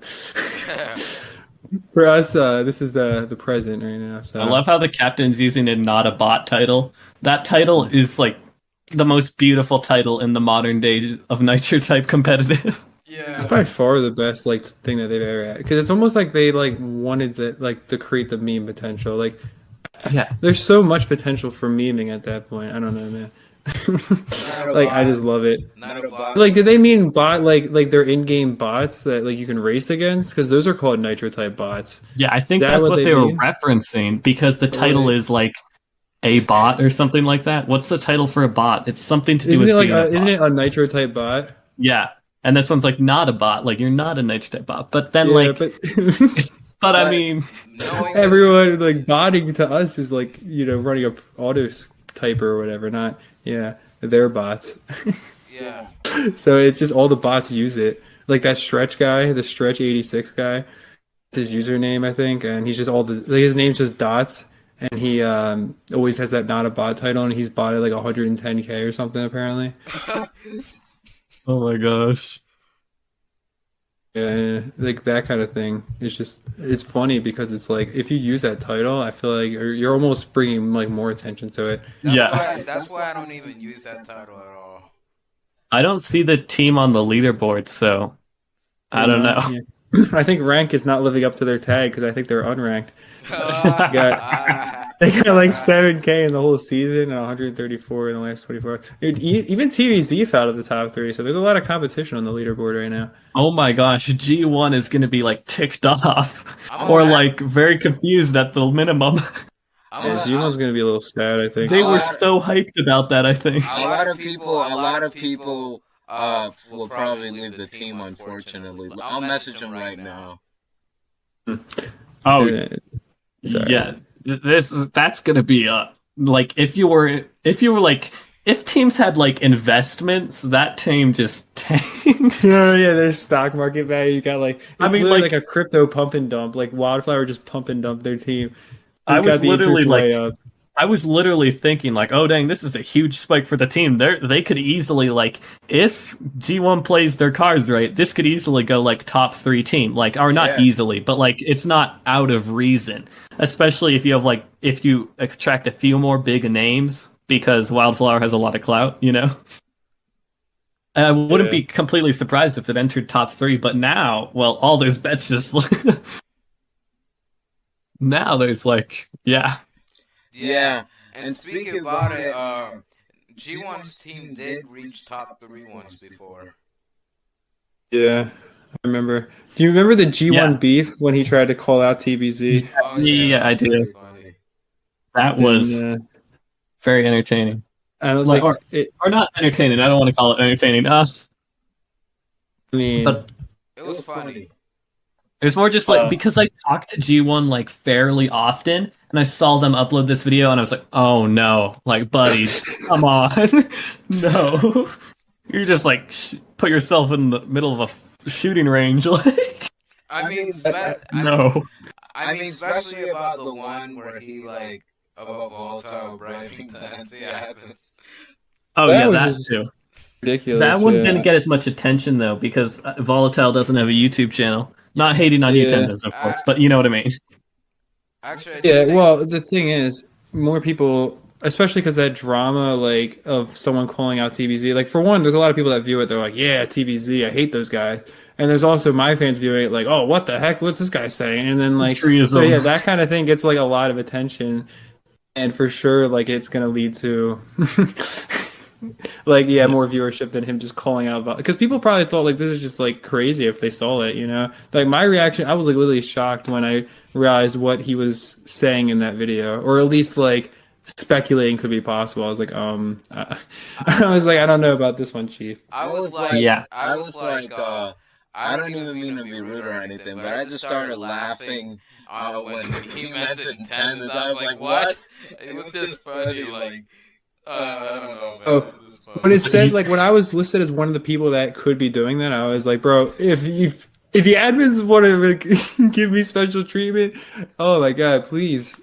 I'll accept it because last I checked, like I try to suggest an idea and then Austin ignores it or is like tells me about feature bloat and says that sorry, we have a core focus here at NitroType and we don't have any more room for other ideas. If I have a special in with the admins, then someone needs to tell me about it because I haven't been taking advantage of it yet. So yeah, but you should just like shoot a shot and you're like, yo, okay, so. Travis, Corn Dog, whoever you talk to, right? Like, yeah, there's gonna be a bunch of bots on the team soon. I need them not banned. Yeah, otherwise I won't buy cash for my competitions anymore. Otherwise, I'll start streaming. Otherwise, I swear I'll stop buying money, digital currency from this kids typing game for teacher education or whatever. And then your $5 million net worth will all of a sudden be $0. And because me, with my infinite wealth, am single-handedly supporting NitroType's economy, actually. I'm actually the reason that NitroType cash becomes inflated because I just buy so much of it. It's ruining the economy. Clearly. Oh my god. Speaking about inflation and NitroType, I'm not going to get into the inflation topic. I'm just going to... It's kind of hard to do, yeah.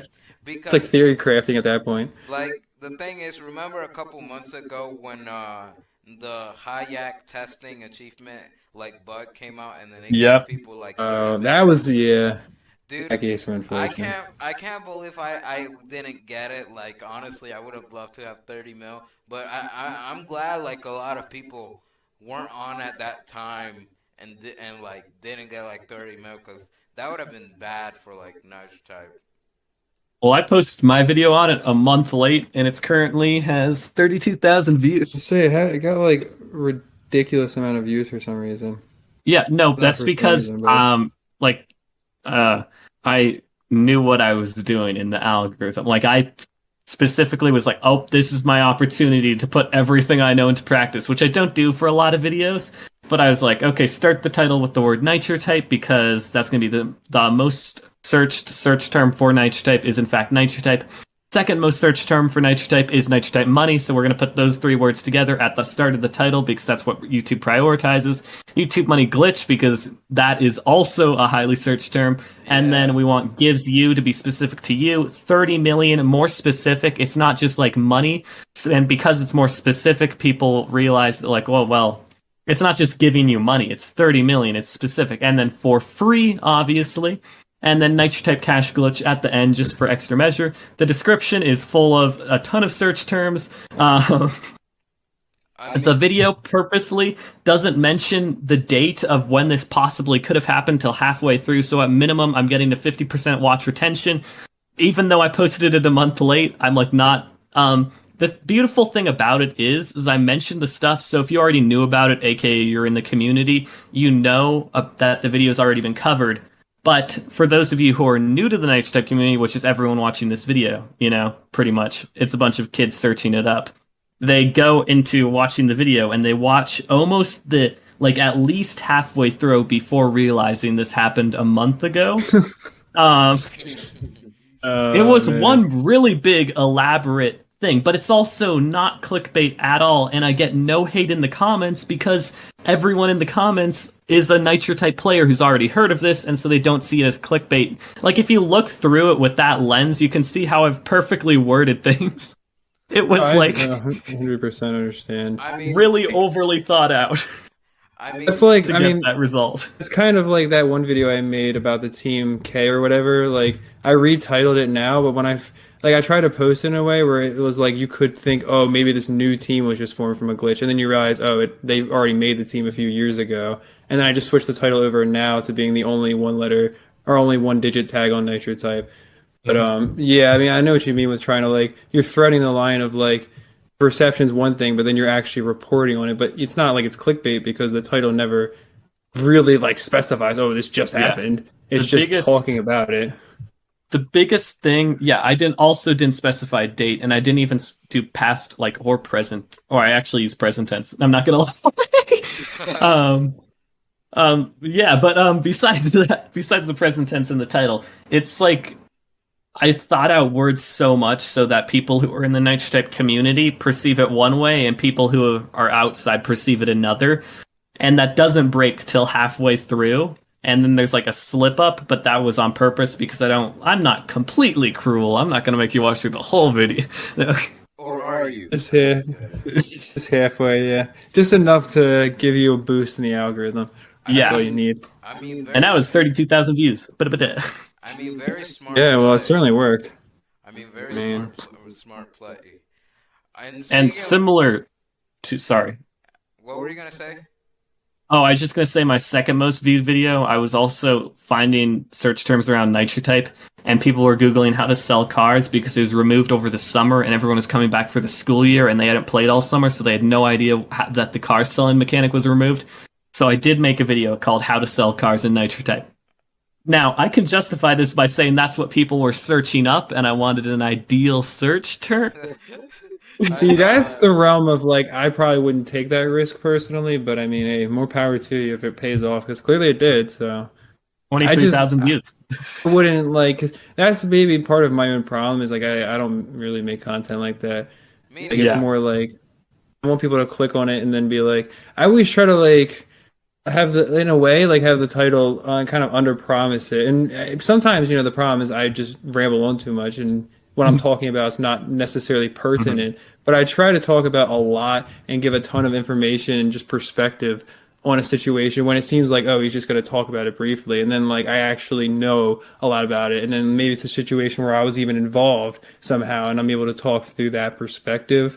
I just try to make it so it's you come in expecting, you have lower expectations than what it ends up being achieved through the information. But the problem is the presentation needs to match the information. Like I know a lot about the game, but then I don't I don't really like package it up very well. So it kind of I've seen that my fan base can like take a hit like that once in a while, or I'll change the title originally. Like for the first 24 hours, it won't be clickbait. It'll just be something they skip past for all the fan base that comes up in the subscription section. But then I'll change the title later so that the subscribers aren't mad. And technically, I do start off with that clickbait video by saying I'm pretty sure it was removed like fairly early in the video because that was a stretch. Again, though, I wanted people to search it up.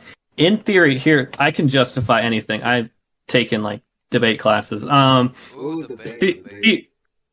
Okay, so hear me out, guys. It's because everyone's searching for this, and they're not. I want the maximum amount of people to see this video so they can gain the knowledge that it was removed, right? Yeah, like, but you're gonna. Yeah, I want to educate the most people as possible, and in order to do that, I need to sacrifice a little dignity. Yeah, you could say if I made a video that was saying that it was removed, well, people aren't searching for the fact that it was removed. People are searching this term, so I purposely found this term that would get them into my video, and then I can inform them of the truth. Exactly. Yeah, I mean, it's for intellectual benefit. I mean, I see that perspective. Yeah. I mean, I understand your point, but honestly, a couple hours ago, I got too excited and I felt clickbaited, bro. Okay. That was another instance of me trying to. That was another instance of me trying to do like the Fortnite thing, or like it's a leak for the next season, and I'm like, I don't want to show a Discord message in my thumbnail. Like that just looks terrible. What am I gonna do? Yeah. So what he did was, basically, I made a concept art for the next season, put it in the thumbnail. I don't know. And it actually looked like a real news post. So as soon as I see the thumbnail, I'm like, oh my gosh, finally some leaks or something for the season. And then I go to the hashtag news, and then I go to the hashtag news, and then I'm like, what the heck? There's nothing there. I ride the line a little bit too often, maybe. Yeah, I found that funny. What's the dislike ratio? Man. I'm gonna find out right now. I think we're good. No one's hard to see. No one's unhappy. There's no hate comments yet.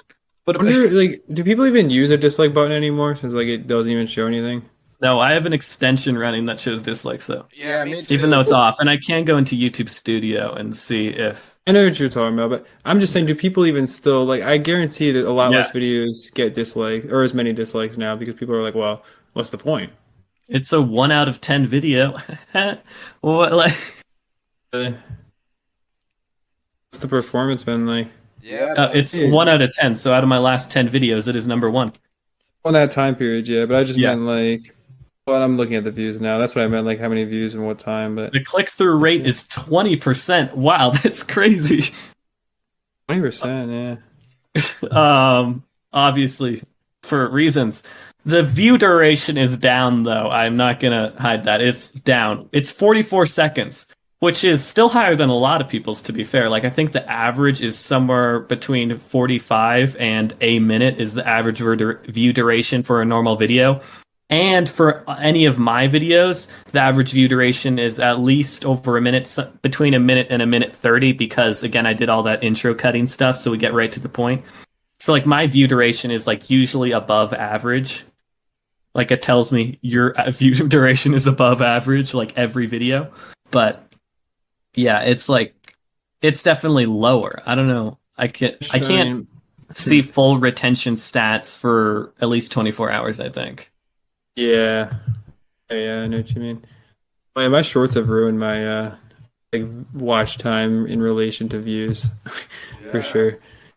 Mine don't at all. Like they get like 200 views max. Actually, here's one with 800, but that one was just trashing on TypeRacer. But like most of mine are like 200 views maximum, and again, it's just so TikTok doesn't have platform exclusive content because I kind of hate that app. Or not, I don't like.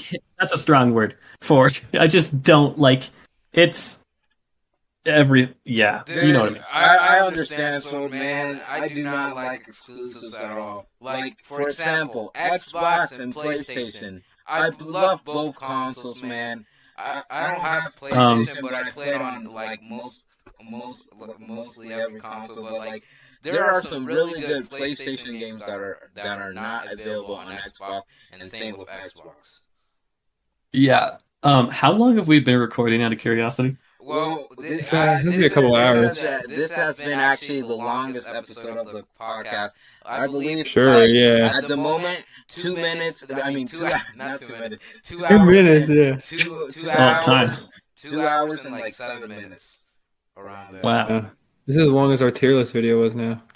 Yeah. Okay, we're gonna edit that down. It's gonna be like under 20 minutes. Yeah, for sure. I'm like, I was I just- have this.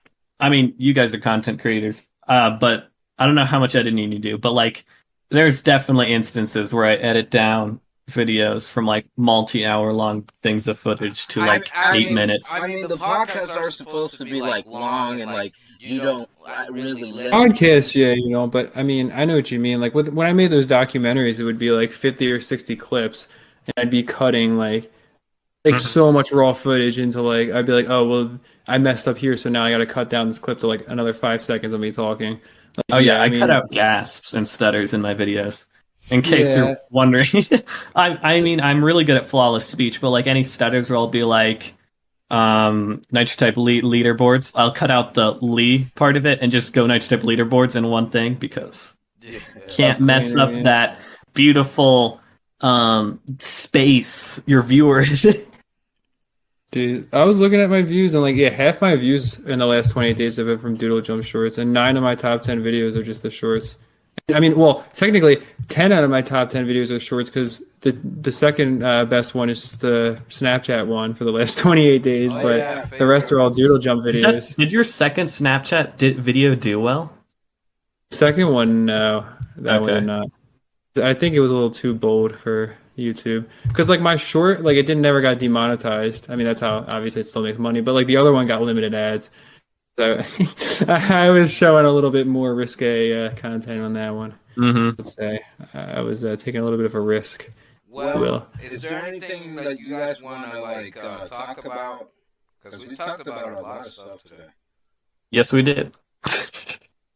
Yeah, I mean, I'm glad we got into the YouTube side of things for a lot of it because I was hoping we could kind of cover that just because, like I said, we all have that perspective. I feel like there's nothing out there for anyone who's like aspiring to make content in this community, which I get it. Like it's hard to like sit down and make a full video on like how to make nitro type content because it's like, well, how do you teach someone that? And then also it's such a small community, but like it's almost like a compounding effect. Like nobody knows how to do it, so nobody is doing it, and then it's never growing. And since it's never growing, nobody wants to do it. But then like it's like an endless cycle of like they're contributing to each other. So hopefully people can take away something from some of the You stuff need we to be talked creating about. content for like at least a year. Yeah, well that's true too. I Like mean, they're just working out kinks at the very minimum, at the very least. that's the thing. Like I came into this community with like I already had my silver channel get several thousand subscribers, and that was terrible content. But I just grinded for years every day, and like reached a point where the channel has a few videos that got a couple 100,000 views and stuff, just because I kept grinding it out. Yeah. And it gave me that perspective of well, and I guess that's why I'm able to grind so hard when like just making so many videos. But yeah, exactly. It takes so much time. You can't just expect it to like pop off just because that's what you see get sensationalized. That's like 0.01% of the success stories, and the vast majority of them are people working hard every day at it. Mm-hmm. I don't want to name any names, but there was a niche type YouTuber who was like, "How do you get your videos to do well?" And I was like, sure. Like, why the heck not? Well, I'll go like full in, like under the wing type scenario on this guy. I'm not naming the names, but like I like told them like a lot of algorithm stuff, provided like a lots of resources and like playlists of videos about the algorithm and like tons. Yeah, I mean, I need to go on your of wing, stuff. maybe. Man, sounds like a good place to be. Yeah, bro. I'm gonna have to. You're this wing. Yeah, me too, man. I was just like going to go all out. Plus, because I wanted to see like how well they would do if they had like all the knowledge that I do now, you know? And so I just gave them like everything up front. They got in contact with one of those, I don't know who the heck these people are, but those people that are still really good with thumbnails. Every time I learn who they are, someone's like, oh yeah, they left the community. And I was like, what the heck? But, you know, like there's people like the Nana thumbnails and, you know, like thumbnails like that where I'm like, oh, that's so good. But they had one of those people. So it was like, the only thing that was a little bit rough was presentation of the ideas. Like, of course, because, you know, you just started the channel, speaking isn't as fluent and things like that, you know, mic quality. But generally, like, the videos were more edited than, like, anyone else in the community. Like, or, like, I mean, not anyone else in the community, but he was, like, easily, like, top 10 most edited videos in the community. Like, best... Either like I would not gonna lie, those thumbnails or like even though they're like the Nana style thumbnails were like some of the best thumbnails easily in the community as well. And the videos content was good. Yeah, point being though, they had like all this stuff and it was perfect, but they just weren't in it for the long haul. Like they expected to be the next Beluga, the next Dream, the next Mr. Beast or whatever, you know, those channels that blow up overnight. And like in our realm, they expected that. I don't mean to be rude, but or they expected to at least start getting like they were gonna like speed run verified YouTuber was the idea. They wanted like they thought they could blow up in the Nitro Tech community, which I definitely think is possible. Like it's not it's not impossible to do that. You have to do like what he did if you're gonna blow up like viral. But anyway, they just like 2-3 months in about like they burnt out and they just kind of realized like, oh wow, this is like the thumbnail guy left the community as soon as I found out the name. No joking. I wasn't looking for a thumbnail artist, but you know, they left it. So they started making their own thumbnails, which to be fair, weren't bad at all. Actually, they were pretty good. I mean, of course they weren't like the stunning masterpieces of whatever the heck the other things were, but they were like good thumbnails and good videos. And the channel was at like, what is it? Like, you know, a few 10 subs, like 10, 30 subs, right? And every single one of the videos was getting 60 to 100 views, which is great, you know? If you're getting more views than you are subscribers, you're doing good. Like, that's a good video. I can say it depends on it. It can either mean you're in a big growth phase, or it can mean you're getting a lot of views, but people aren't choosing to subscribe from it. Yeah, you know, it depends on what phase you're in. We're subscribing, right? It's just subscriber rate like a normal video, and even though it's a smaller channel, so of course it's going to get more views than subscribers. It had like great rates, like it was high quality content in Nitro Type community with like everything was generally great, so people were subscribing. They were gaining like. As a small channel, when you're gaining like 2 or 3 subs a day, when you're at like 10 subs, that's good. Like, but yeah, I mean, from those are the perspective, right? Especially when you're really small. But they were probably going to get 100 in like under 6 months, probably. Like if they did what they were doing, like, and that's again Nitro Type videos. That's good in the community. You're definitely like, I mean. That's like definitely as good as you can do from starting a new channel, but they burnt out because they weren't in the long run is my point. So like if you're starting a new channel, you can't expect to immediately blow up. You got to be here. You got to be ready to put like years of effort in. I mean, I've been doing this for 2022 now, like 4 years. That's rough because I forgot when I started in 2018, but you know, you get the point. I wanted to talk about. You also can't have like I just want to say one thing, like. Because you gave him all that information and such, like, I think a big part of becoming a successful YouTuber, especially, is, like, having the experience of you start off with the bad equipment and not knowing really what you're doing, and then you learn from there because you keep on making the mistakes. You're like, oh, well, this is not really doing well. And then you look at other content creators in your community and you're like, wow, this is, like, this is it. Like, this is what a good video looks like in this realm. And you start to be inspired by other people, and you have that phase where you grow. Because like it's like the example of Mr. Beast versus his own brother. Like his brother's channel failed, and Mr. Beast gave him everything to start with. You know what I mean? Such a big production team. He gave him a shout out that got him like multiple millions of subscribers in a few days. Like ridiculous statistics. But his channel failed because he had no like phase where he learned himself the way that Jimmy did, or Mr. Beast had learned from his own experience in actually growing the channel himself. Because I mean, I remember when Mr. Beast's biggest thing was he like counted to like what was it, like 10,000 or 100,000 or something. Yeah. Like that was like I remember when that was he was just the guy that just was willing to waste his time, and that was it. Mr. Beast is a legend, man. It's crazy how like it feels like it's been a really short time for him going from being someone that, if anything, would probably get looked down on to like literally changing the world. Yeah.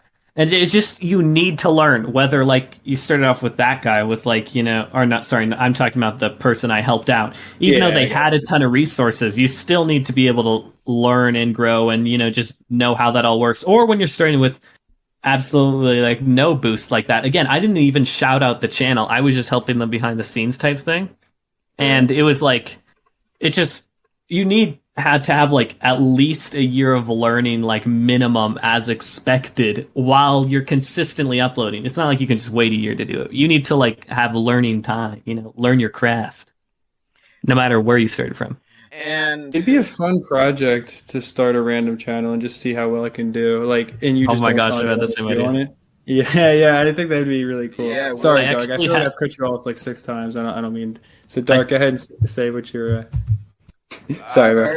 First thing about like me getting cut off, I don't mind. Like, I love hearing you guys talk about stuff. Like, in the podcast, I'm gonna be honest. Even though I'm the host of it, I'm probably gonna be the one who does the least talking, because I don't really have much to say about stuff. But honestly, when I do have stuff to say, I will share it. And I also want to say that to wrap things up here. I messaged G1 about Wildflower leaving her team and leaving his team. And her leaving his team. And then she actually said, I sent you a screenshot about it. I sent you a screenshot. But she actually made a MOTD that reads like this. Hello, team captain. Thanks for having me on the team. Been fun racing with you all. Thanks for the generous gifts. Happy racing, everyone. Go, go, go. Yeah. So you might want to include that in your video. If you want, I mean, like. She said, like, thanks for having me for the whole, like, 12 hours. Okay. I wouldn't want to say anything critical, but now that you've said it, I was in the type mindset, like, even though it's a nice message, I'd be like, oh, this sucks. Like. Yeah, I would have been like, the thing is, I'm the kind of person who, like, I'm not going to, like, if someone did, like, even if I feel like it kind of sucks, like, I'm not going to say to them, like, well, that kind of sucks. Like, I'm going to be fake. But, yeah, in my head, I would definitely be like, wow, like, that's kind of suck because, like, thanks for the generous donations. See ya. Like, well, yeah, for one, that is a funny point, too. I never really thought about that. People probably donated more value in cash than the racing she gave. But even beyond that, like, it almost, like, gave him... It's almost like getting a shout out, like, that doesn't give you any retention in audience. Like, now it's like there's more attention on the team, but then now it's just like a team that had Wildflower for 12 hours and then she left. Great segue. Like, everything comes together. Thanks for the cash. I'm gonna go join another team now. We're go. I mean, yeah, I don't know, man. It's like a thumbs down reaction. Yeah. I'm gonna try and get G1, if you're listening to this, I mean, just like, I would milk that as much as possible. Yeah. If you G1, if you've made it this far on the podcast, man, you must really love it. But yeah, that is true. Oh my gosh. I mean, if we're watching deep into it now. Longest episode, guys. Longest episode. It's gonna be the longest for a while. Can't imagine how many guests are gonna be willing to just come on here for such a grind. Yeah. Oh, the dislike. You're right. The dislike. Man, but yeah, I mean, if G1 is around, or if someone that's on the team's around, then definitely capitalize on the extra attention. I mean, because you're gonna at least get some influx of people like who've probably maybe seen the team before, but now it's like relevant in their mind again. That are, you could at least try to appeal to in terms of how you push competitions and all that. I mean, I don't know. Do what you feel is best, but or I was thinking. Sorry. This is a fellow team captain. I was gonna say, like, if something like that happened on TBZ, like, or even like anything that happens with a top team, like momentum right now is so ridiculous in terms of when your team's trying to compete. If anyone gives you anything that gives you even a tiny bit of momentum, you need to ride that train or gravy train all the way to the end because it like can become like a snowball effect so fast with the way the 7 day leaderboard is in terms of like your teams goes from dead to like all of a sudden now I have the number one team again for 30 days or now PR2W is the number one team for 30 days. Like it's just insane as a team captain. So absolutely any like minor extra views you need to capitalize on with that. Yeah, I automatically see this as more of a content creation perspective, but that's me. Like instantly multiple titles pop into my head. First of all, how Wildflower joined my team, Wildflower left my team, how I got Wildflower on my team for a day, or changed the name of the team to Wildflower's old team. You got to maximize on like. Yeah, bro. Yeah, you should definitely make a video about it. Yeah, you can definitely phrase this now, even though this is also my slight just titling, but like you can call it Wildflower's old team now. It's not wrong. like, or just, and my point is like maximizing everything there. Like Wildflower was a former officer. Yeah. No, actually, co-captain. Yeah, Co-captain. She was yeah, that's right. Wildflower was a former officer and co-cap. That's right. Or considering this is G1, you can be like, Wildflower took my donations and left. No, I'm joking. That was a joke. But I'm sure G1 finds that funny as well. He's not afraid of the controversy, man. Yeah, I gotta say, he's not afraid to just throw himself in there, man. Yeah, man. I respect it. I respect him. Yeah, I respect that too a ton. I don't have the stomach for it, man. When I see, like, when I make a video about someone and then I see them DM me on Discord, like, oh man, I get so anxious. Like when Volatile messaged me when I was talking about Bluer. I get so anxious about the public button when I'm posting a video like that. I'm usually, I don't know, maybe I guess I'm just lucky that my fans are so supportive. Because like if I like call something out, everyone's like on my side. I feel like, I mean, not everybody, but in my own comments, it's always people being like supportive. And then people on the Nitro Type Discord team. Remember when you got like dislike spam for like a month? That team was definitely not happy with my with my coverage of them. Now they were, that also hurt the channel a lot because they would like instantly dislike bomb it, and this was when the dislikes were still visible. So the retention would be so terrible because everyone that clicked on it would see those dislikes and be like, "Well, Jesus Christ, what's this garbage?" and then just click away. And so like, those videos would get destroyed. Like they'd have no algorithm potential because even my own viewer base thought something was really wrong with them because they see like 20 dislikes and the video is like 5 minutes old. Yeah, or especially like just because was Flip. I like had it on the tip of my tongue and then I forgot it. Sorry. Yeah, continue. That happens. It happens to me a lot. It just gets sucked to like a wormhole or something. And it's just in another dimension of that thought, yeah. But yeah, I mean, I'm just saying it's like, or like just kind of going off of what you mentioned with that definitely is true. That was a very negative consequence for pulling out that one team. I don't even remember who it was now. Wasn't it Blue like David? Was it LXW? Oh, was it the LXW? But wasn't that? I thought that was. Or Love X War or whatever. I thought was it Love X War? There was so much coverage of Love X War. It all slurs together, really. Yeah, I was just trying to think of like I thought that was Purple's team or something. Yeah, it was Purple. It was Purple's team. Yeah. But if Purple organized the dislike strikes, that'd be funny because Purple's content doesn't exactly get the best reception itself. It's just everyone commenting that he's a bot and then him like leaving really weird trollish replies. Yeah. His comments are really weird. Purple's channel, like everyone's just calling him out and then he just will like he'll reply to anyone. Like even if someone else makes a video about him and people comment about him, he'll reply to those comments too. Yeah. Because he's really weird about it. I don't know. Because it's so weird because he used to be completely different when he was just Vlone and he was on TVZ, I remember, as an officer. And then he became Purple later on. And then, I don't know, man. I guess he got inspired by Kocho and just started acting like that or something. But I don't really know, dude. I don't know, like, any of the people in the NT community. I just know names and what Tendons says in his videos, which maybe might be not the best idea. Not insulting your videos, but, like, just the amount of different points of view I'm seeing. Yeah. Yeah, But it's like, very limited, right? The perspective. Yeah, I get it. yeah, It might have but a little like bit of I my don't bias. talk to like anybody, so all I hear about like other It's crazy to competitive me. plays is like from other people. It's crazy to me how you make those videos so often, and I mean your channel's growing more than most people in the community, and like you're not even like really like even now engaging much, I guess, in the actual like depths of the community itself. Yeah, I engage in like my comments section, my Discord server, which is pretty inactive, so like not that much on my own Discord server. But like even like what's I literally the only time I'm on Nitro Type Discord is just to self promote. I'm not gonna lie. Like it's just to Well, link my videos in people's Discord servers and then I'm out of there. And then I go to Twitter and post it on Twitter. It's just like I have this self-promotion cycle. Every time a video comes out, post the video, take it to the community tab, Discord servers, Twitter, and then we're done. And then I'm away and just doing something else. I used to Like do that. I used to do that, but I don't do that recently.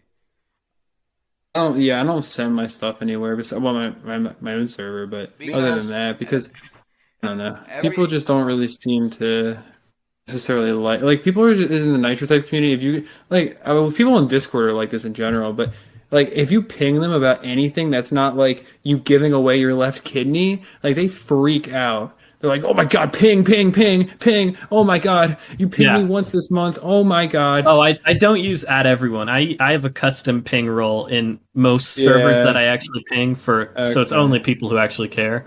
And to be fair, it's like 1 to 2% of views come from Discord, and that's like enough where I'm like, well, it only takes like a minute.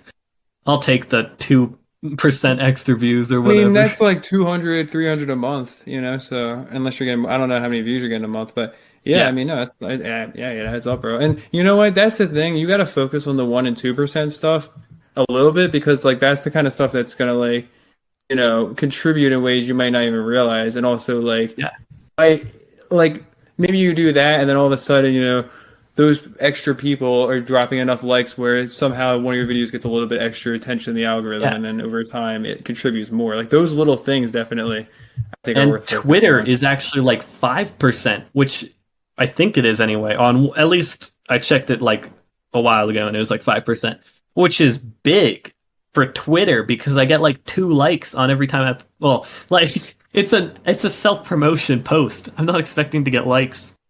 But it's like a 5% viewership, and that's good. Like, generally. Oh, wow, my top traffic source type, of course, is the shorts feed, with 51% in the last 28 days. Analytics. What is it in reach? Traffic search types. Yeah, mine is YouTube search, of course, because every one of my videos pretty much is synced to searching. It's my primary thing. 27% external browse features, and then 10% is actually shorts feed. Surprises me, actually. And channel pages and others. And my top external source is Google. The shorts feed thing is because probably because of the fact that you have that video about John that did really well in the shorts. Yeah, Google's I don't understand how the heck that did well, honestly. That did great. I honestly was like, I posted it. I'm like, no one knows who John is. It's not going to get any views. And then it did. Like, who the heck is like watching a short and they're like, oh yes, I care about Sold, and I also care about No, This Is John, and it's just a randomly in my short shelf.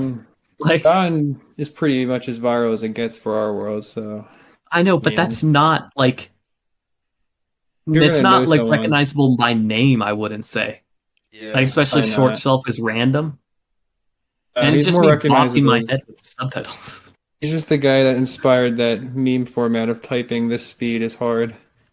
Because typing 200 words per minute is hard got like 3 million views. Yeah. Google search is 56% for my external. Discord's 5% of my external views.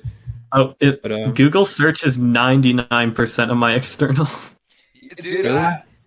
To be honest, I search your videos on Google a lot.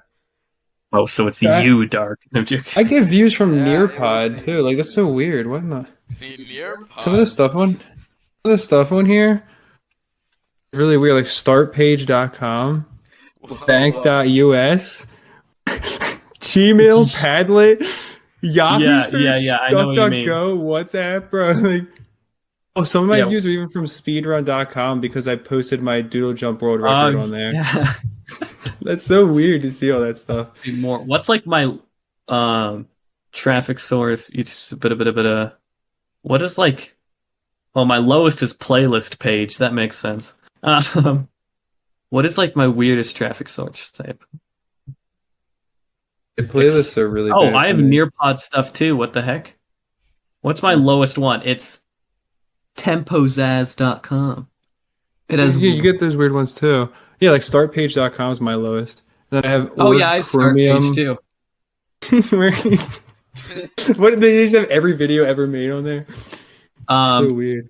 Putting on a VPN, putting on my blocker, going to startpage.com. Oh, okay, I mean- yeah, that's fair. I mean, I do know there's like some rip-off YouTube sites that literally like somehow have everything YouTube has, and even a channel like me, Sold, and Tendons, like they have every time a YouTube video gets uploaded, it gets uploaded to that site. Like it's like YouTube, but a rip-off, bro. Must be a lot of like, but that cost of like to run that server would be so Yeah, that's high. what I was thinking. Like, how the heck do you have YouTube level servers as like some Small. rip-off company? It's weird. If I find one again, I'll link it and show you guys like. Sorry, I'm joking. Literally, Whoa. all of That the was a videos joke. You said I just call it- Storyfire. I was basically just calling Storyfire a YouTube thing. Never mind. What do you think about Storyfire? Oh gosh, we're here. he probably doesn't like it. No. It's just like, no, I don't like it because it seems like a fan fiction website. Not really, but like it looks like a fan fiction website with all its story stuff, and then they've added videos to it, and that is interesting choice to me. Here's the problem with Storyfire, and Oh- I can oh tell gosh. I can tell from experience. I thought you just had like a whole like 1 hour 20-minute discussion on it. I know a lot about it because I've been on it for a while. And Yeah, honestly, okay. Let's to make it simple. Great concept and idea. It's just terrible management. Terrible. Yeah, and if you want to find out more about that, it'll be on the channel. Yeah. Honestly. Yeah, we delve into all that stuff, but Hopefully, hopefully Tendons gets video on it. yeah, I haven't been approved. I'm surprised. 'Cause I thought like, I don't know. I mean, I thought it was a decent trailer. And the thing is, like, for that app, like the amount of subscribers I gained is actually a lot. Which is funny. Gaining like 20 something subscribers in a few days is like a lot for Storyfire. Like their top creators in the last week have like 26 or something subscribers in the last week. So, you would think that they'd want, like, I'm literally gonna bring more people to their app than are coming to it right now on their own. That's like from my tiny channel. Like you'd think like they would like approve my video. Tendons puts like one exclusive video on there and be like, "Yo, this video is exclusive to Storyfire," and that it's gonna crash their servers. They won't be able to handle the influx of activity. The traffic's gonna be too high. Yeah. Oh my god, dude. Yeah. Literally, bro. It's crazy. I know. I'm like, I've never seen like numbers that small. Like, because I'm pretty sure the number one top creator is the guy that made it, and he's gained like 100 subscribers in the last week. I saw that as well. Oh, whoa. Yo, I'm growing faster than that guy. He was actually CEO. Yeah, on YouTube, we're literally growing faster than. Yeah. It's so funny. I'm growing faster than like all but like the top 2 or 3 people on Storyfire on my tiny ass YouTube channel. Yeah, that's how you know, like, man, they need to, exactly, the management needs to get a little better. I mean, They're not even like competing with a drop in the bucket of what YouTube competes with. Like the things that are too small to compete with YouTube, Storyfire is not competing with that. So they need to step it up a little bit. Yeah. Or like I'd never heard of it till that whole thing. Like, oh, well, yeah, that kind of says. I only knew about it because like Optimus talked about it, and he's like a commentary channel, and because he made this Storyfire and stuff. That's the only reason why I ever like made it, because I thought it'd be a good way to expand into something that might have potential to grow. And I was like doing my Nitro type stuff, because I was already uploading daily, I was like, well, maybe I can kind of expand it because I just got membership on my channel and stuff, I think. So I was like, well, this could be like another thing, you know? Then it just didn't go anywhere, and they never approved my videos. Yeah, And I had like one of my documentaries too. I was like, some of the videos on here are worse. Like they like verified some like literally a guy that's only known for cheating in video games and like ruining the history of competitive gaming. Guy Billy Mitchell. And they like approved him, and I'm like, okay, well, I see where you have to be popular to get approved here, not necessarily making higher quality content than someone else. That's what it really. It was a popularity contest. You were like, you know, if Mick Juggernuggets could recognize your channel, then oh well, that guy gets accepted. Whatever brings traffic in, right? Yeah, well, see how that went for him. With just 20 new users a week. Yeah. But now I didn't even hear about Storyfire. The thing is, I was in school like back in like 8th grade. I was looking for an unblocked like YouTube website on my free time. Just found that. I bet most of us have done it. And then basically, I search up unblocked websites, right? And then like Storyfire comes up, and then what catches my eye is Xbox Addictions. Because if you guys don't know who Xbox Addiction is, it's a really good old Minecraft YouTuber troll that got terminated off YouTube, unfortunately. For supposedly bullying and harassment, which it was just trolling. But it's just trolling, guys. It's just trolling. Hit some sounds like cinder block. No, no, and it wasn't even that bad. Like Leafy, like comparing him to Leafy, he shouldn't have gotten like banned for that. But honestly, I saw him on Storyfire, and then I was like, hey, yo, check this platform out. And then I'll even try to upload a video. And, you know, when I tried uploading a video, I got sent to the terrible forum, Google Forms, right? Oh, man, it's like the dungeon. You got, like, banished to the Shadow Realm. I know. That's how it feels when you try to upload a video on Storyfire. Especially if you're on mobile and it just says video locked. It doesn't even have, like, anywhere to go. It just says video's locked, and all you can do is hit OK. It's just so, like, discouraging. It's so discouraging. And I'm like, yeah, this is like the YouTube replacement where it has less accessibility than YouTube. Nice. Okay. Yeah. Yeah. And just from earlier, we were talking about like analytics and stuff, and I don't think there's a single video that recommends my videos except for my own videos. Oh wait, your intro, Sold to Gaming intro, 0.1% of my views have come from your Sold to Gaming intro, apparently. So there is that. Oh my gosh, that video's like garbage. Well, like I changed my name from Sold to Gaming to Sold to Typing on this channel for a while ago.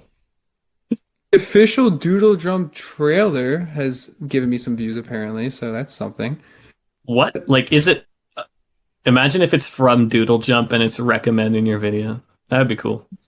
Yeah, that needs to start picking up. But, like, all of the top ones are my own videos. Like, literally, like, the number one's when you accidentally hit 250,000 race on Nitro type. That's the top video suggesting my content.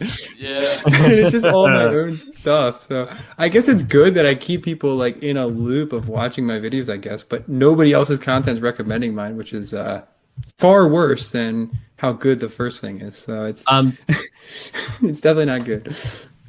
I, like... limit my end screens now. Well, actually, that doesn't matter. Never mind. Sorry, I was thinking of something else. Yeah. Oh, you thinking about the autoplay feature?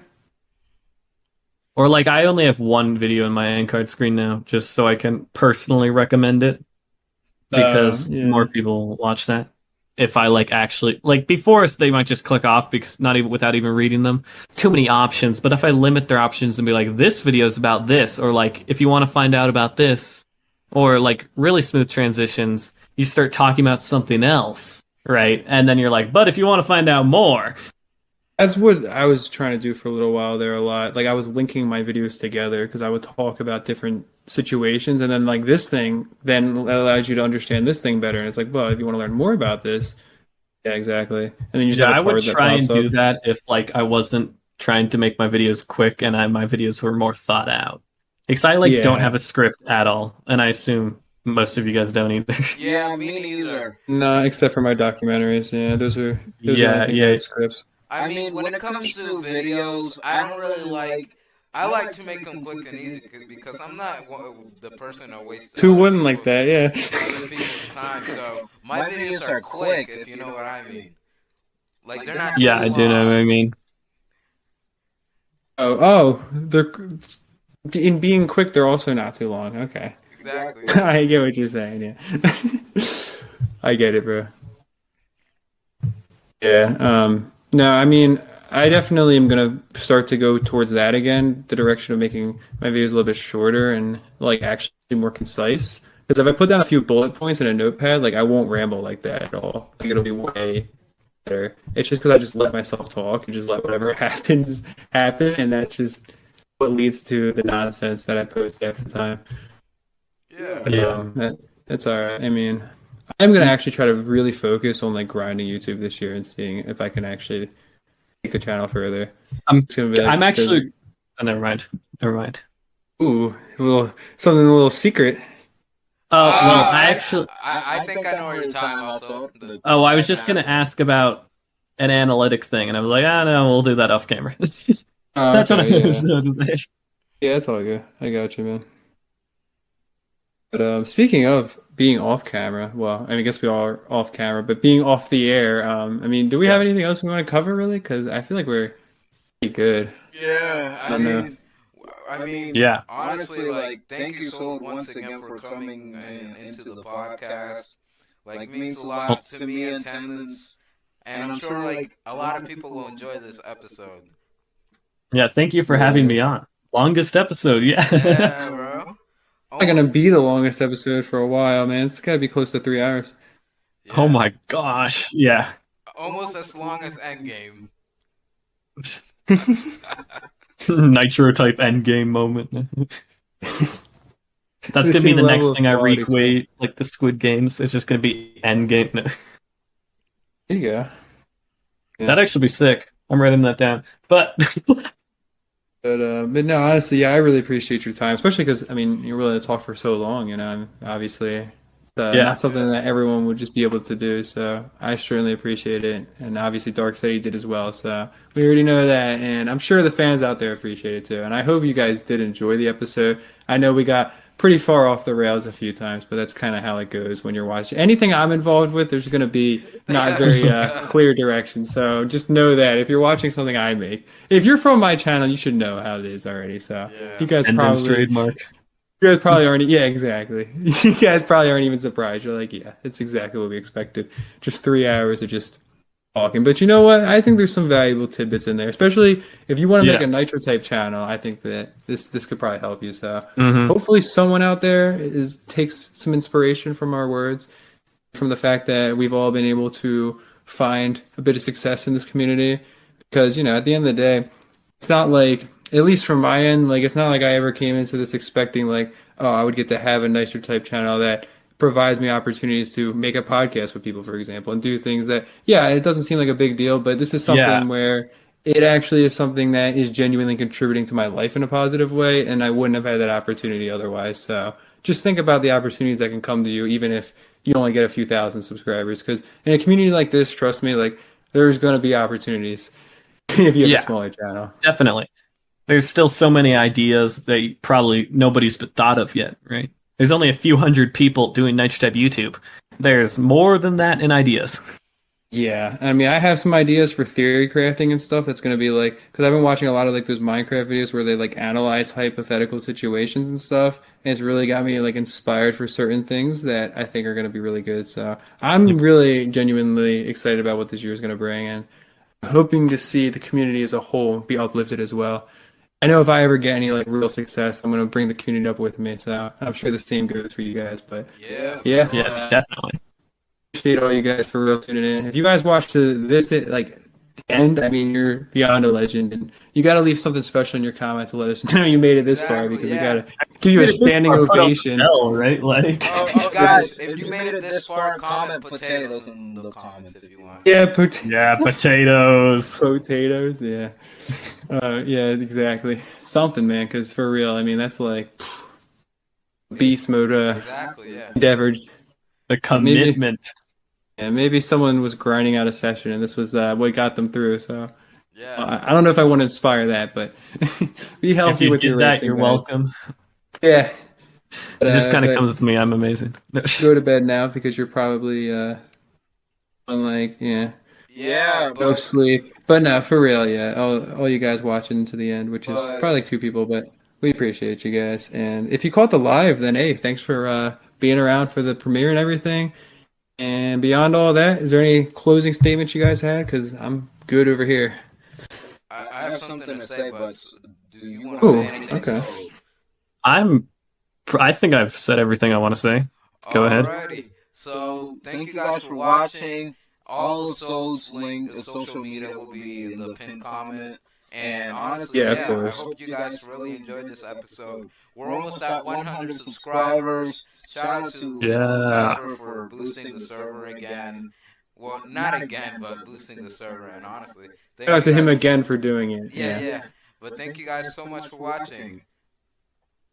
Peace. Peace. Bye. I may have interrupted your little sync there.